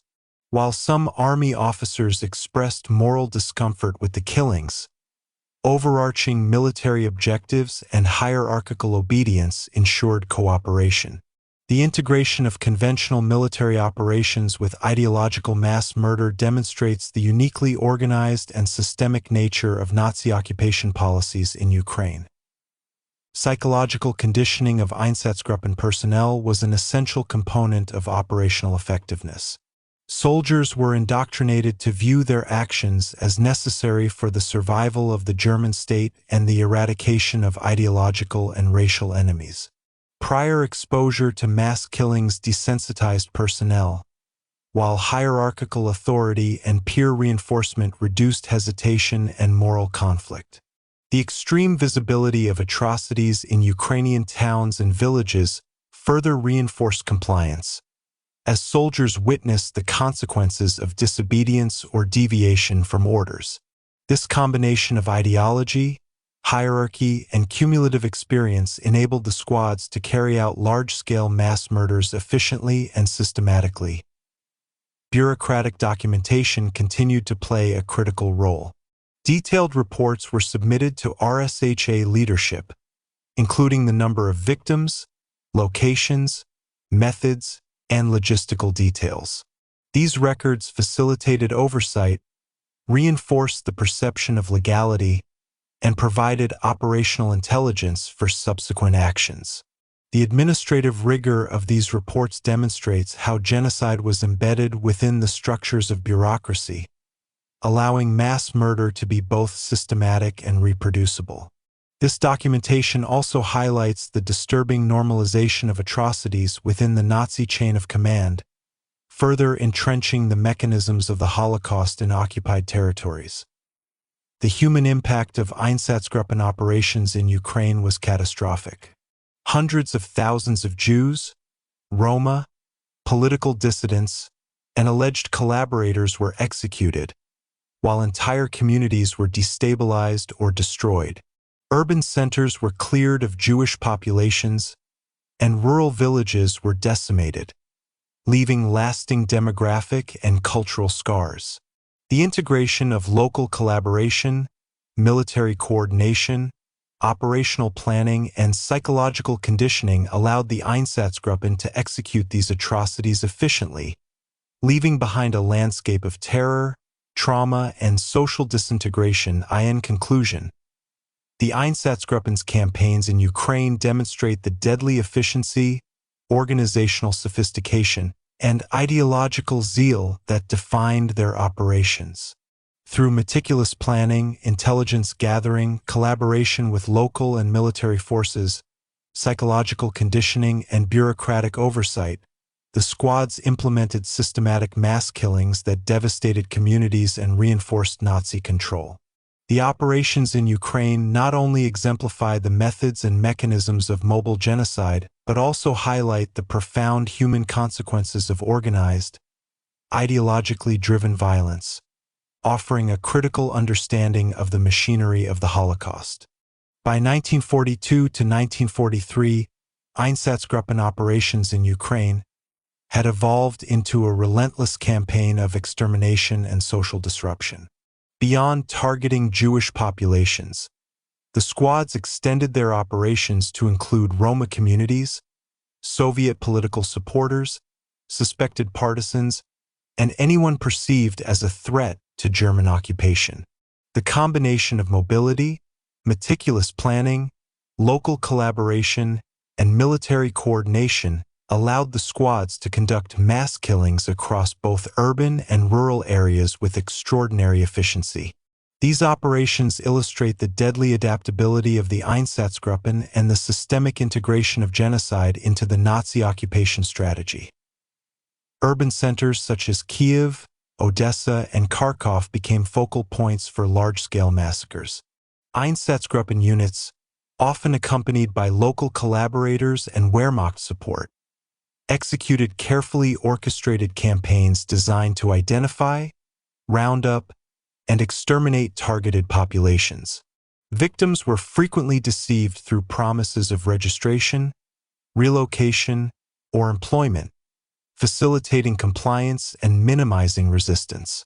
They were then transported to execution sites outside the cities, including ravines, forests, and remote fields. Mass shootings were conducted with alarming efficiency, and operations were carefully documented for transmission to RSHA leadership. The precision and planning evident in these urban campaigns reflect the cumulative experience of Einsatzgruppen personnel in earlier theaters of operation. Rural operations in Ukraine presented different challenges but were met with equal brutality. Small villages and dispersed settlements required rapid mobility and adaptability. Einsatzgruppen units conducted coordinated sweeps, often supported by auxiliary police or local militias, to identify targets and carry out executions.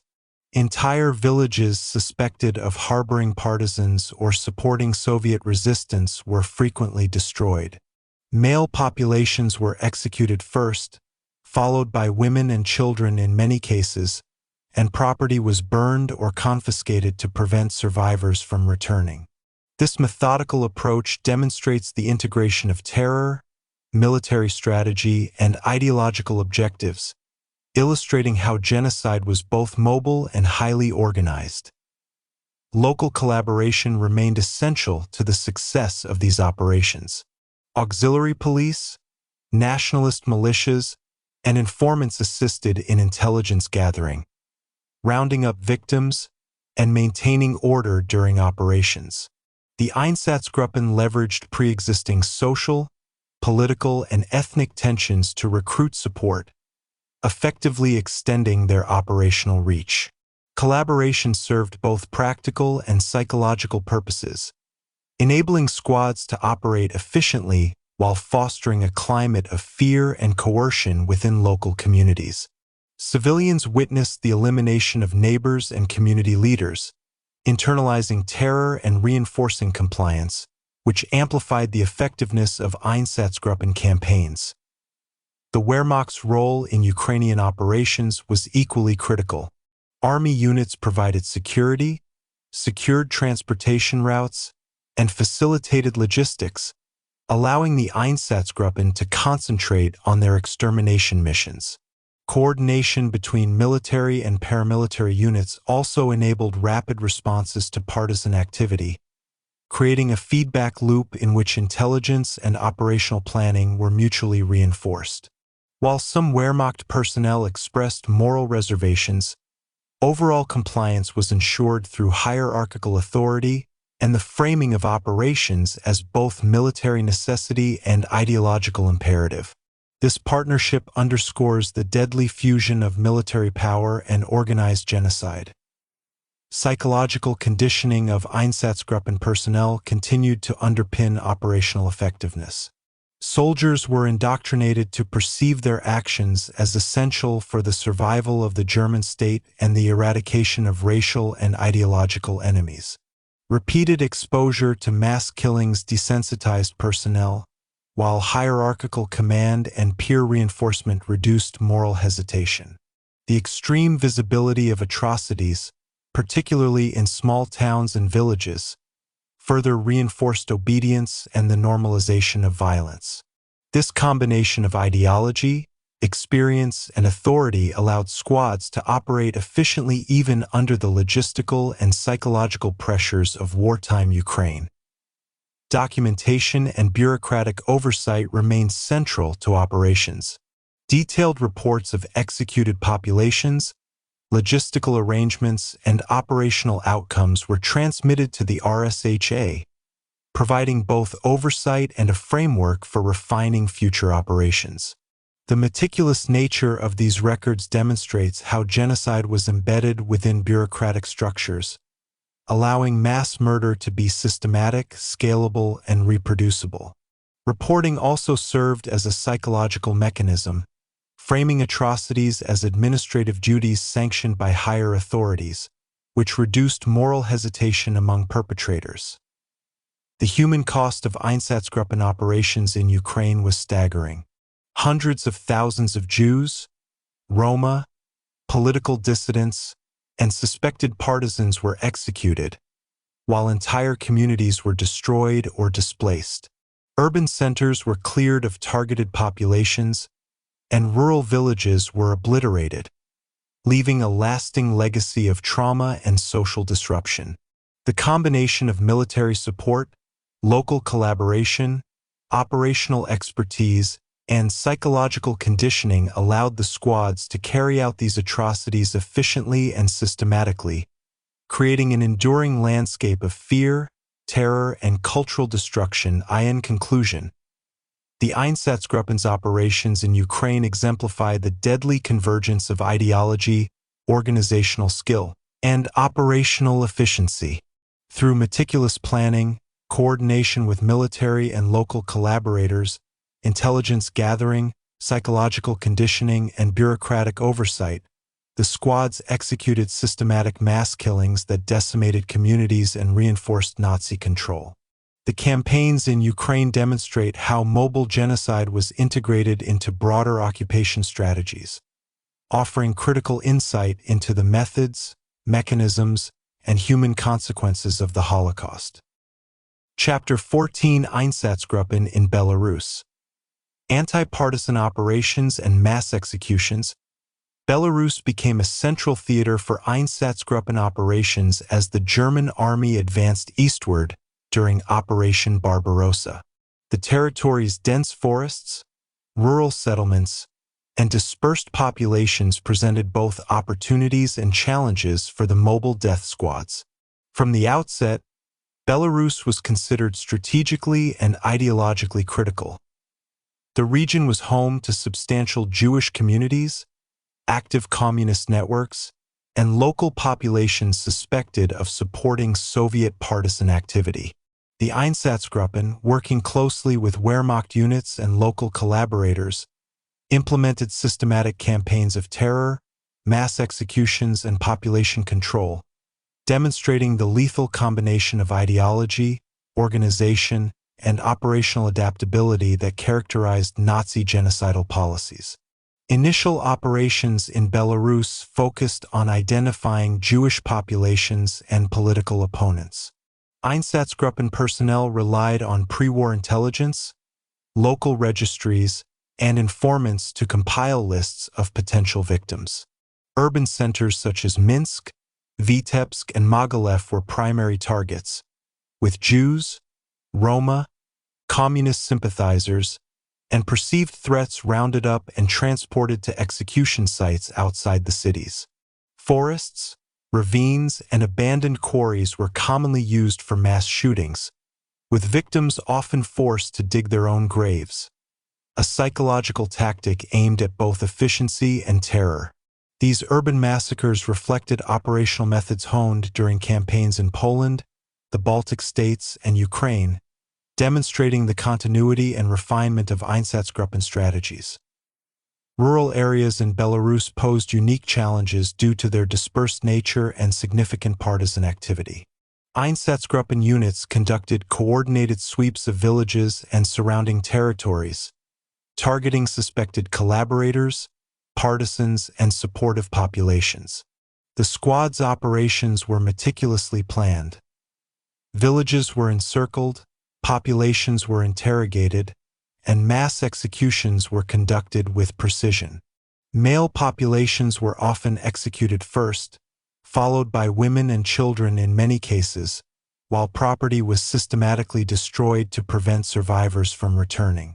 These tactics ensured that both ideological and strategic objectives were achieved, combining genocide with anti-partisan warfare in a seamless and horrifying manner. Local collaboration was crucial to the success of Belarusian operations. Auxiliary police, nationalist militias, and informants assisted in identifying targets, rounding up victims, and securing execution sites. In many instances, local collaborators provided critical intelligence on partisan activity, Jewish households, and political networks, extending the operational reach of the Einsatzgruppen. This cooperation also reinforced the climate of terror within communities. Civilians understood that resistance or concealment of targeted individuals could result in immediate and lethal reprisals. The involvement of locals thus amplified the squad's effectiveness, both logistically and psychologically. Coordination with the Wehrmacht was another critical element. Army units provided security for towns, transportation routes, and execution sites, allowing the Einsatzgruppen to focus on their primary mission of extermination. Military units also gathered intelligence on partisan movements, population dynamics, and logistical considerations, which was shared with the squads to optimize operations. This integration of conventional military power and paramilitary execution exemplifies the lethal synergy between ideology and strategy, allowing Nazi forces to maintain control and carry out mass killings efficiently. Psychological conditioning of Einsatzgruppen personnel remained a central component of operational success. Soldiers were indoctrinated to view their actions as necessary for both ideological and strategic objectives, framing the extermination of Jews, Roma, and political opponents as essential to the survival of the German state. Prior exposure to mass killings, hierarchical authority, and peer reinforcement further reduced moral hesitation, ensuring personnel could execute atrocities systematically. The high visibility of massacres in small villages and towns also reinforced obedience, normalizing extreme violence and creating conditions for repeated operations with minimal resistance or disruption. Bureaucratic documentation and reporting played a significant role in Belarusian campaigns. Einsatzgruppen units meticulously recorded numbers of victims, locations of executions, operational methods, and logistical details. These reports were transmitted to RSHA leadership, providing oversight, operational intelligence, and a framework for refining future operations. The bureaucratic rigor embedded within these campaigns illustrates how genocide was not only ideologically motivated but also methodically organized and administratively reinforced, allowing for large-scale, reproducible extermination across the occupied territories. The human toll of Einsatzgruppen operations in Belarus was catastrophic. Hundreds of thousands of Jews, Roma, political opponents, and suspected partisan collaborators were executed, while entire communities were destabilized or obliterated. Urban centers were depopulated of targeted populations, and rural villages were destroyed, leaving enduring scars on the demographic, social, and cultural landscape. The integration of local collaboration, military coordination, operational expertise, psychological conditioning, and bureaucratic oversight created a deadly mechanism capable of sustaining mass murder across a volatile and contested territory. In conclusion, the Einsatzgruppen's operations in Belarus exemplify the convergence of ideological extremism, operational skill, and systemic organization. Through meticulous planning, intelligence gathering, coordination with military and local collaborators, psychological conditioning, and bureaucratic oversight, the squads carried out systematic mass killings that reshaped the social and demographic fabric of the region. The Belarusian campaigns reveal both the operational mechanisms and the human consequences of mobile genocide, offering critical insight into the machinery of the Holocaust and the terrifying efficiency of the Einsatzgruppen.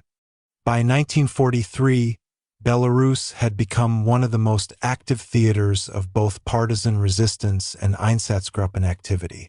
Dense forests, widespread rural populations, and entrenched local resistance movements posed significant challenges to German occupation forces. In response, the Einsatzgruppen, in close collaboration with the Wehrmacht and local auxiliary units, intensified campaigns aimed not only at Jewish and Roma populations but also at suspected partisans and anyone perceived as supporting resistance efforts. These operations combined ideological extermination with counterinsurgency measures, demonstrating the deadly adaptability and systematic approach of Nazi mobile death squads. The scale of the operations in Belarus was vast. Einsatzgruppen units moved methodically across regions, often coordinating simultaneous operations in multiple towns and villages. Urban centers were cleared of targeted populations through a combination of mass shootings and forced relocations, while rural areas were subjected to punitive sweeps designed to eliminate suspected partisan support. Entire communities were terrorized, with men, women, and children executed, homes burned, and survivors forcibly displaced. This approach served both operational and psychological purposes. It reduced the likelihood of further resistance while reinforcing Nazi control through fear and coercion. Local collaboration remained critical to the effectiveness of these operations. Auxiliary police, nationalist militias, and informants provided intelligence on partisan networks, Jewish households, and political opponents. This information allowed Einsatzgruppen units to identify targets quickly and conduct efficient operations, often with minimal disruption. Collaborators also assisted in securing execution sites, rounding up victims, and maintaining order during operations. Their participation amplified both the logistical efficiency and the social impact of the killings, creating a climate of terror that permeated entire communities. Civilians internalized the consequences of resistance, understanding that any attempt to hide or protect targeted individuals could result in immediate and lethal punishment. Coordination with the Wehrmacht enhanced both the security and mobility of the Einsatzgruppen. Army units controlled towns, roads, and supply lines, allowing death squads to focus on their primary mission of extermination. Intelligence gathered by the Wehrmacht, including reports on partisan activity, population demographics, and local networks, was shared with Einsatzgruppen commanders to optimize operational planning. This integration of conventional military resources with paramilitary execution illustrates how genocide was operationalized in tandem with strategic military objectives, blurring the lines between warfare and systematic mass murder.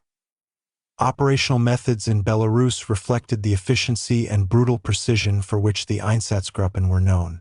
Execution sites were carefully selected to maximize secrecy, accessibility, and operational effectiveness. Victims were often forced to dig their own graves or confined in locations that facilitated mass shootings. Villages identified as partisan supportive were destroyed, leaving survivors without shelter or resources and further reinforcing the climate of terror. The repetitive nature of these operations desensitized personnel, normalized extreme violence, and ensured that large-scale killings could be executed without hesitation or disruption. Psychological conditioning of Einsatzgruppen personnel was reinforced through the integration of ideology, hierarchy, and peer influence. Soldiers were indoctrinated to perceive their actions as morally and politically justified, framing the extermination of Jews, Roma, and suspected partisans as essential to the survival of the German state. Hierarchical authority and peer reinforcement reduced hesitation and dissent, while previous exposure to mass killings desensitized personnel to extreme violence. The high visibility of atrocities in small towns and villages also reinforced obedience, creating a feedback loop in which terror, ideology, and operational efficiency became mutually reinforcing. Bureaucratic documentation remained central to the execution of these operations. Detailed records of executed populations, operational methods, logistical arrangements, and outcomes were submitted to RSHA leadership. These reports served multiple purposes: ensuring compliance with Nazi directives, providing operational intelligence, and reinforcing the perception of legality among perpetrators. The administrative rigor of these reports highlights how genocide was embedded within bureaucratic structures, allowing mass murder to be both systematic and scalable. The meticulous documentation also reinforced the normalization of atrocities within the Nazi chain of command, creating a framework in which large-scale extermination could be continuously executed. The human cost of Einsatzgruppen operations in Belarus was catastrophic. Hundreds of thousands of Jews, Roma, political opponents, and suspected partisan collaborators were murdered. Communities were destabilized, populations displaced, and social structures permanently destroyed. The integration of local collaboration, military coordination, operational expertise, psychological conditioning, and bureaucratic oversight created a mechanism capable of sustaining mass killings across the region. The terror, trauma, and demographic destruction left by these campaigns are still evident in the historical record, underscoring the profound and lasting consequences of systematic genocide. In conclusion, the Einsatzgruppen's operations in Belarus reveal the deadly convergence of ideology, organization, and operational efficiency. Through meticulous planning, intelligence gathering, coordination with military and local collaborators, psychological conditioning, and bureaucratic oversight, the squads executed systematic mass killings that devastated communities and reinforced Nazi control. These campaigns highlight the mechanisms by which genocide was operationalized under wartime conditions, offering crucial insight into both the processes and human consequences of the Holocaust. Chapter 15: The Legacy of the Einsatzgruppen. Trials, Memory, and Historical Understanding.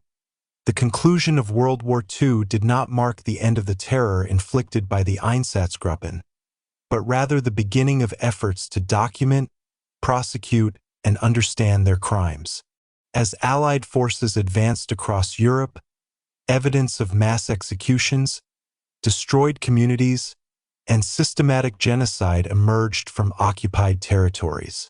Reports, photographs, eyewitness testimony, and captured documents revealed the horrifying scale of the squad's operations, providing both immediate proof of atrocities and a foundation for historical study. The legacy of the Einsatzgruppen, therefore, is inseparable from the broader understanding of the Holocaust, illustrating how ideology, bureaucracy, and militarized violence combined to perpetrate one of history's most extensive campaigns of mass murder. One of the first challenges faced by the Allies was the sheer scale and complexity of the crimes. Einsatzgruppen operations spanned multiple countries, including Poland, the Baltic states, Ukraine, and Belarus, affecting hundreds of thousands of victims. Documentation captured by the squads themselves, including detailed reports on the numbers of executed individuals, execution sites, and operational procedures became a key source of evidence. These reports, along with testimonies from survivors and local witnesses, provided a comprehensive record that highlighted both the systematic nature of the killings and the bureaucratic mechanisms that sustained them. The availability of such extensive documentation was unusual for wartime atrocities, making the Einsatzgruppen case central to early Holocaust scholarship and subsequent war crimes trials. The Nuremberg trials, held between 1945 and 1946, represented the first significant international effort to hold perpetrators of Einsatzgruppen atrocities accountable. The Einsatzgruppen trial, officially one of the subsequent Nuremberg proceedings, specifically targeted 24 senior leaders responsible for planning and executing mass killings in Eastern Europe. Evidence presented included squad reports, photographs, and eyewitness testimony, meticulously detailing the structure, coordination, and methods of the death squads. Defendants attempted various defenses, including claims of obedience to superior orders or denial of direct participation, but the overwhelming documentation of systematic murder left little room for exoneration. Of the 24 defendants, 14 were sentenced to death, illustrating the international community's recognition of the unique and unprecedented nature of these crimes. The trial process also revealed the organizational sophistication and bureaucratic normality that characterized Einsatzgruppen operations. Prosecutors highlighted how mass murder had been embedded within hierarchical structures, with meticulous planning, reporting, and coordination ensuring operational efficiency. The tribunals demonstrated that these were not acts of spontaneous violence but carefully organized campaigns of extermination, conducted under the auspices of the SS and in coordination with military and civil authorities.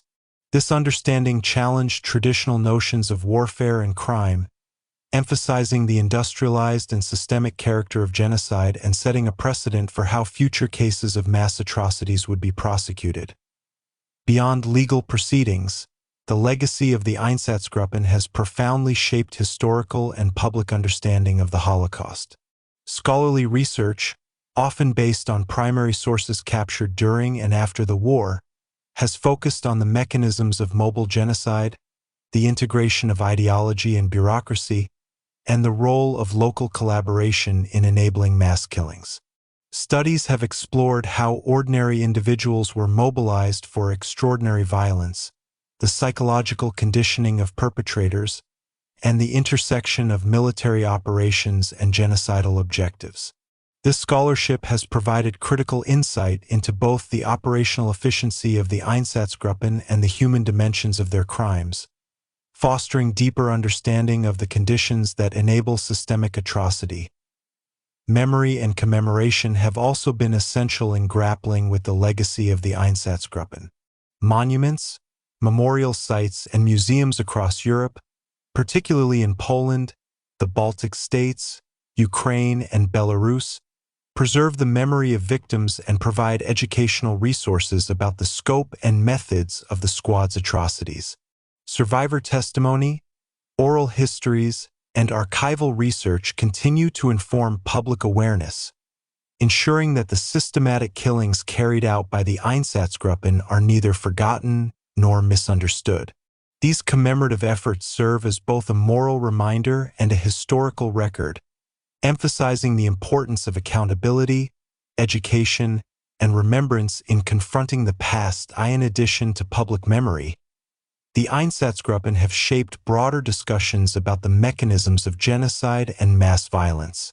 Their operations illustrate the deadly efficiency that arises when ideology, bureaucracy, military coordination, and local collaboration converge.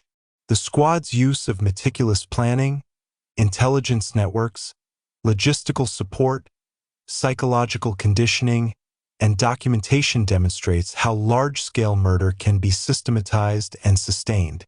Understanding these mechanisms provides critical lessons for both historical scholarship and contemporary efforts to prevent mass atrocities, emphasizing the need to recognize and resist conditions that enable organized violence. In conclusion, the legacy of the Einsatzgruppen extends far beyond the immediate horrors of 1939 to 1945.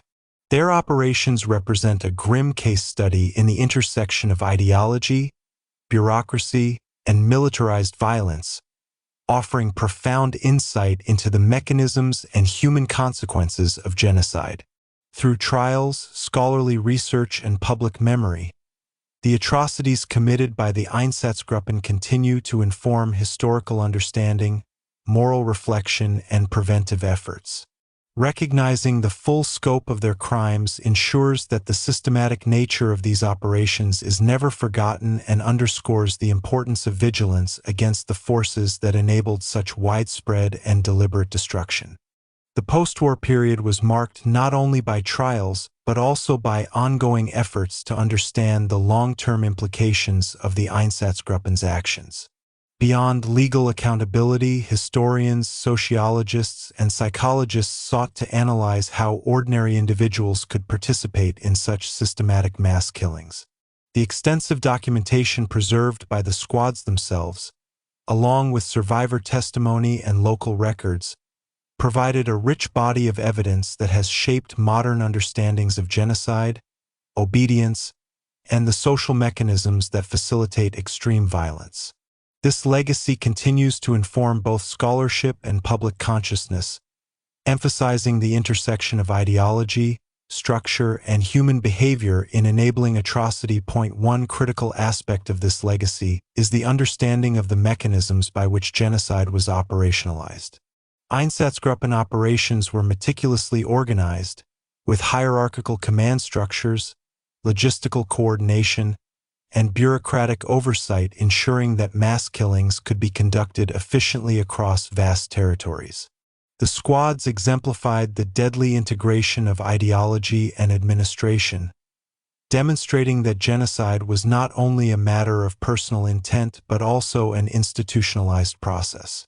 Their operations highlight the capacity of bureaucracies to normalize and execute violence on a massive scale, a lesson that has informed studies of both historical and contemporary atrocities.